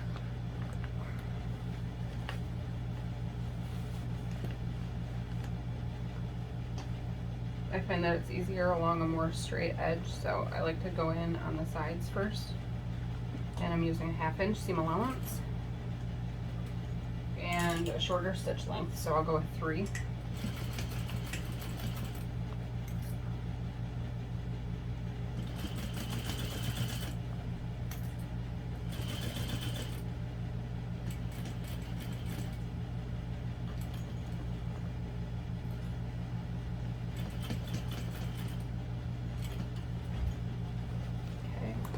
And I like to stop always with my needle in the down position to adjust, but I just kind of work the bag up and around the end shape.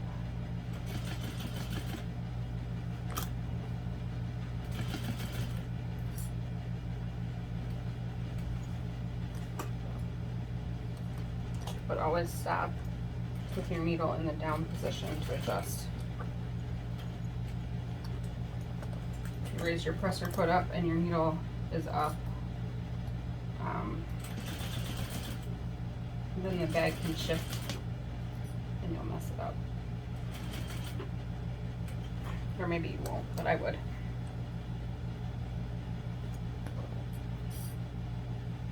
Alright, now my other cool tool that I just got on the other end of this seam ripper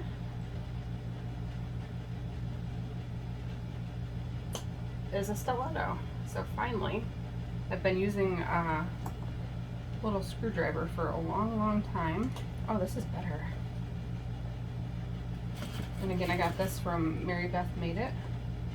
And she customizes, and then she also has like wall drops that she does of non-custom items, but it's all like handmade resin, I guess. I don't know. I don't want to call it the wrong thing. Whatever, they're cool. So yeah, when she does take custom orders, she can do anything you want. Within reason, I guess, but I just told her what I wanted and she made it perfect, so that means she can do anything.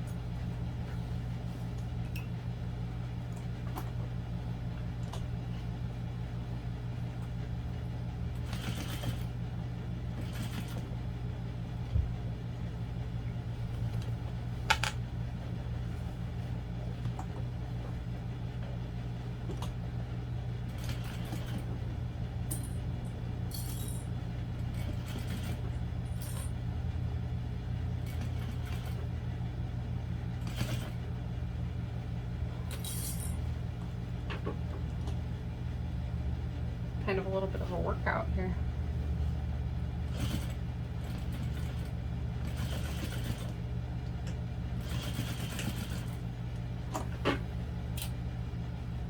Okay, so I'm just going to trim my threads, of course, and then look around here to make sure I don't have any weird puckers, any weird areas, or anything that needs fixed. Kind of check on the inside, which I can hopefully feel it if anything is weird. It all seems fine. So you could use 1 inch wide fold over elastic if you can find it, which I did find some on Etsy, or yeah, there is some on Etsy. There is some on Amazon. So I bought this box from Amazon that's maybe I'll use that blue color. I'm gonna use this dark purple. I actually am gonna have to use 2 of them, so that's funny. This was 3/4 of an inch wide, and the only thing I have is this one is only, it looks like 5/8 of an inch, even though it's supposed to be 3/4, and that would have been like the perfect color. But whatever, not a big deal, right? Because really I should have bought 2 boxes anyway, because these lengths I think are not long enough to do the whole binding. So this is 3/4 of an inch wide though, and it seems pretty perfect. So I'm just going to, starting at the bottom, and the nice thing about using the fold over elastic is that it just kind of stretches right around the curves. So I find it easier than regular binding, plus I like really hate to make binding. So some people use strips of waterproof canvas. Recently I've seen a lot of that, and also you can use strips of like a very thin leather or a very thin vinyl that will just pull around the edges.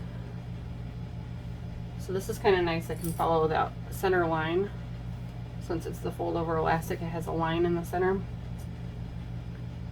and I can just follow that line and keep it along the edge of the seam, and just slightly stretch this to go around the curves. And then it may stretch a little more as I sew it into place, and that's fine because I can just readjust it.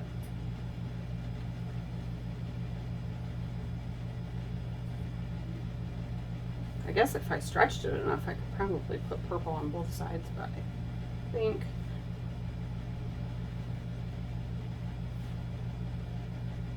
I don't know.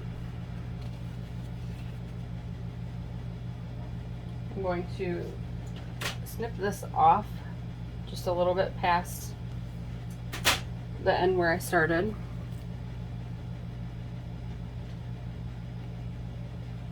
And I'm just going to fold the end under a little bit and then wrap it right around where that's sewn on.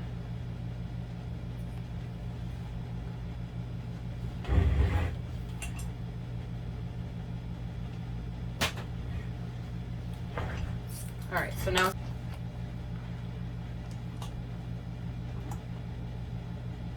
I just pick a point along the side and start sewing.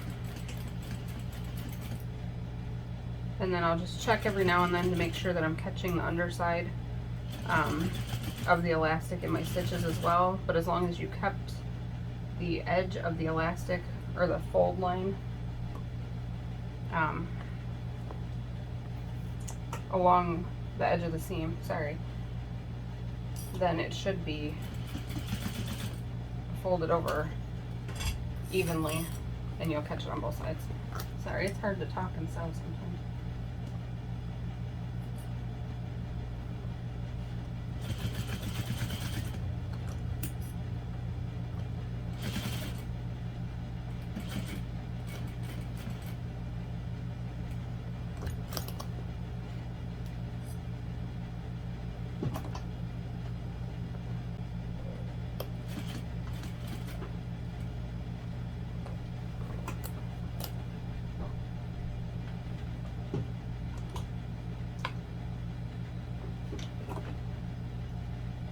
Take your time.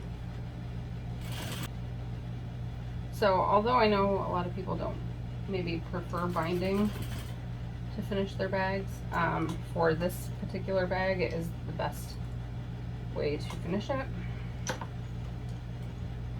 Alternatively, you could do a drop-in lining, but with those exterior pockets on there, that's going to really make it difficult, so keep that in mind if you try to change it up. Might not be that easy.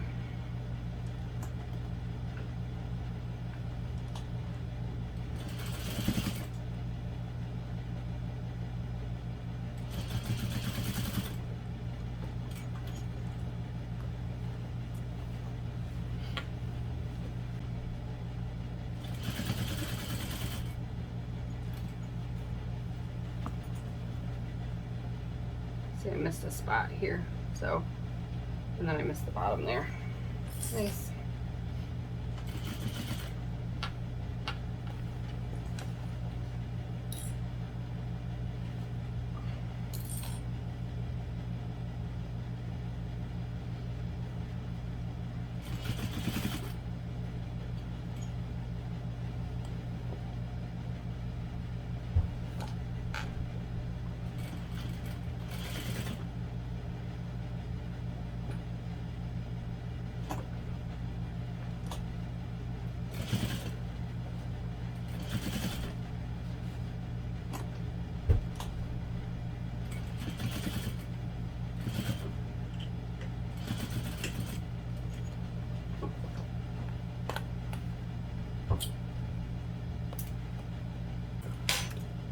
Let's do the other side, same thing.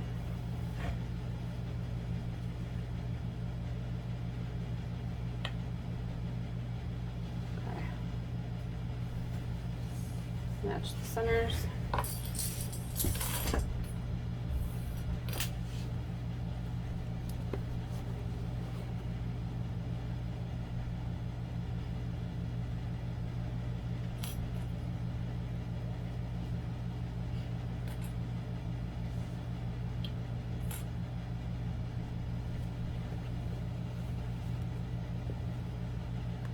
Make sure that the hardware is folded down, the D-ring on the side, so that it does not get in the seam.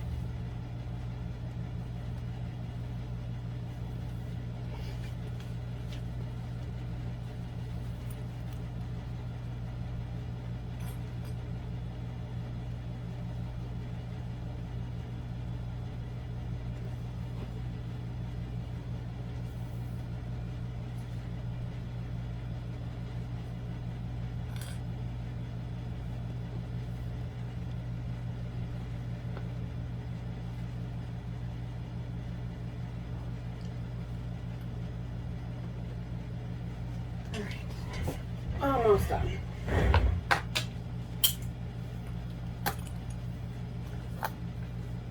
Okay, so again, I'm using a 1/2 inch seam allowance for this part.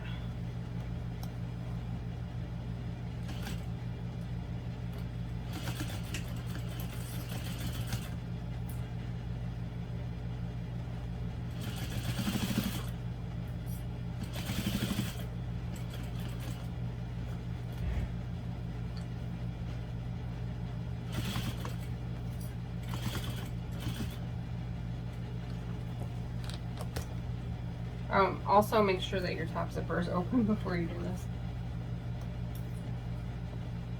before the second side is attached.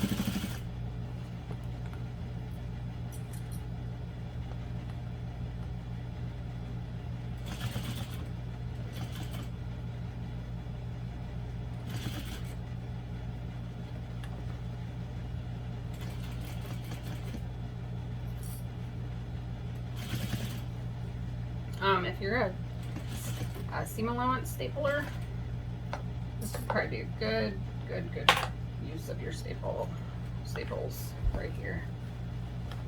Staple these end panels on.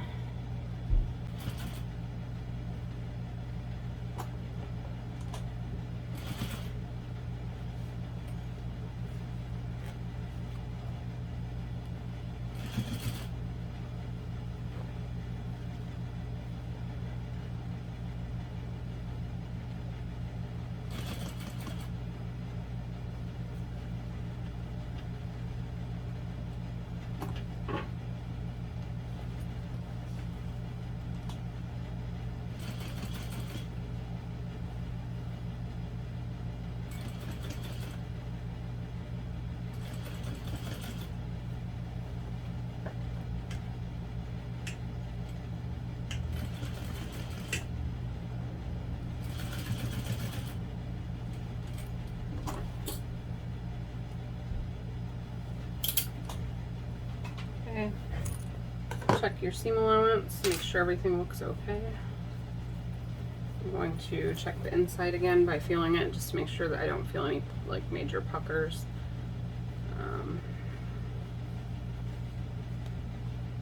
Hopefully not.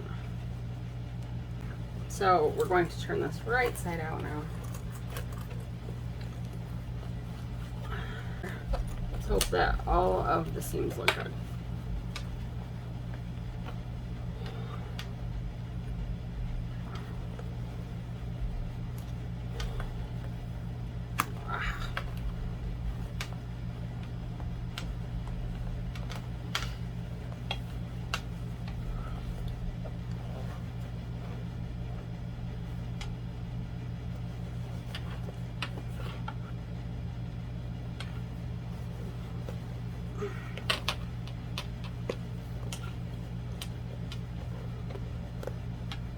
Alright, it looks like this end was a success.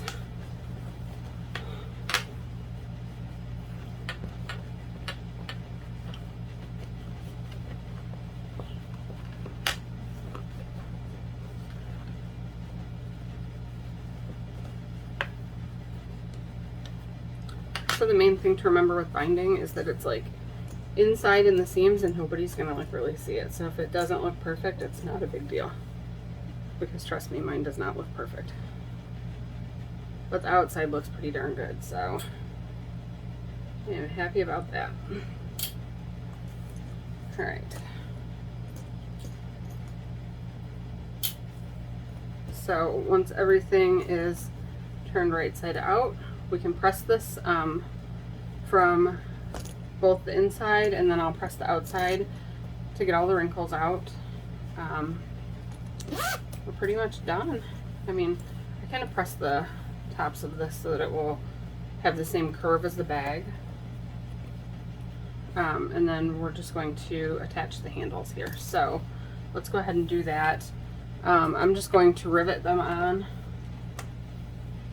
So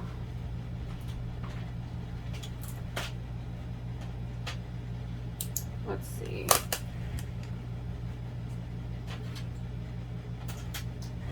I remember where I like to rivet them. I'm going to measure 1/2 inch in and make a mark. Extend that a little bit and do 2 1/2. So 1/2 inch and 2 1/2 inches, just to be safe. 1/2 and centered and make a mark, and then 2 1/2 and centered.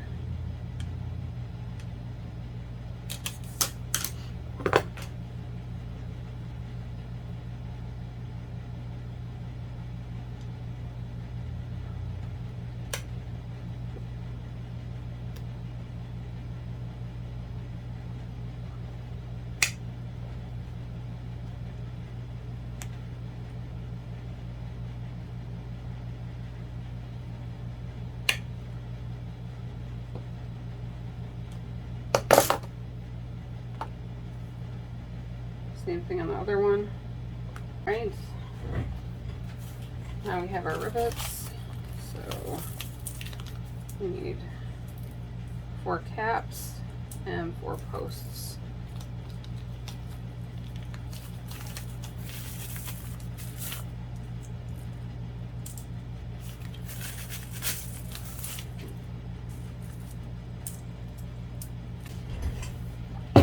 My rivet press back.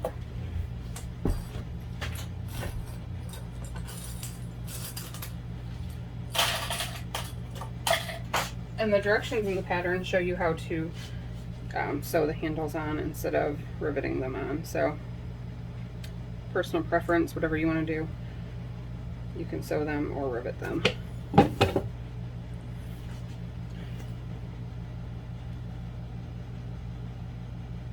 Alright, so I just slide that through the hardware.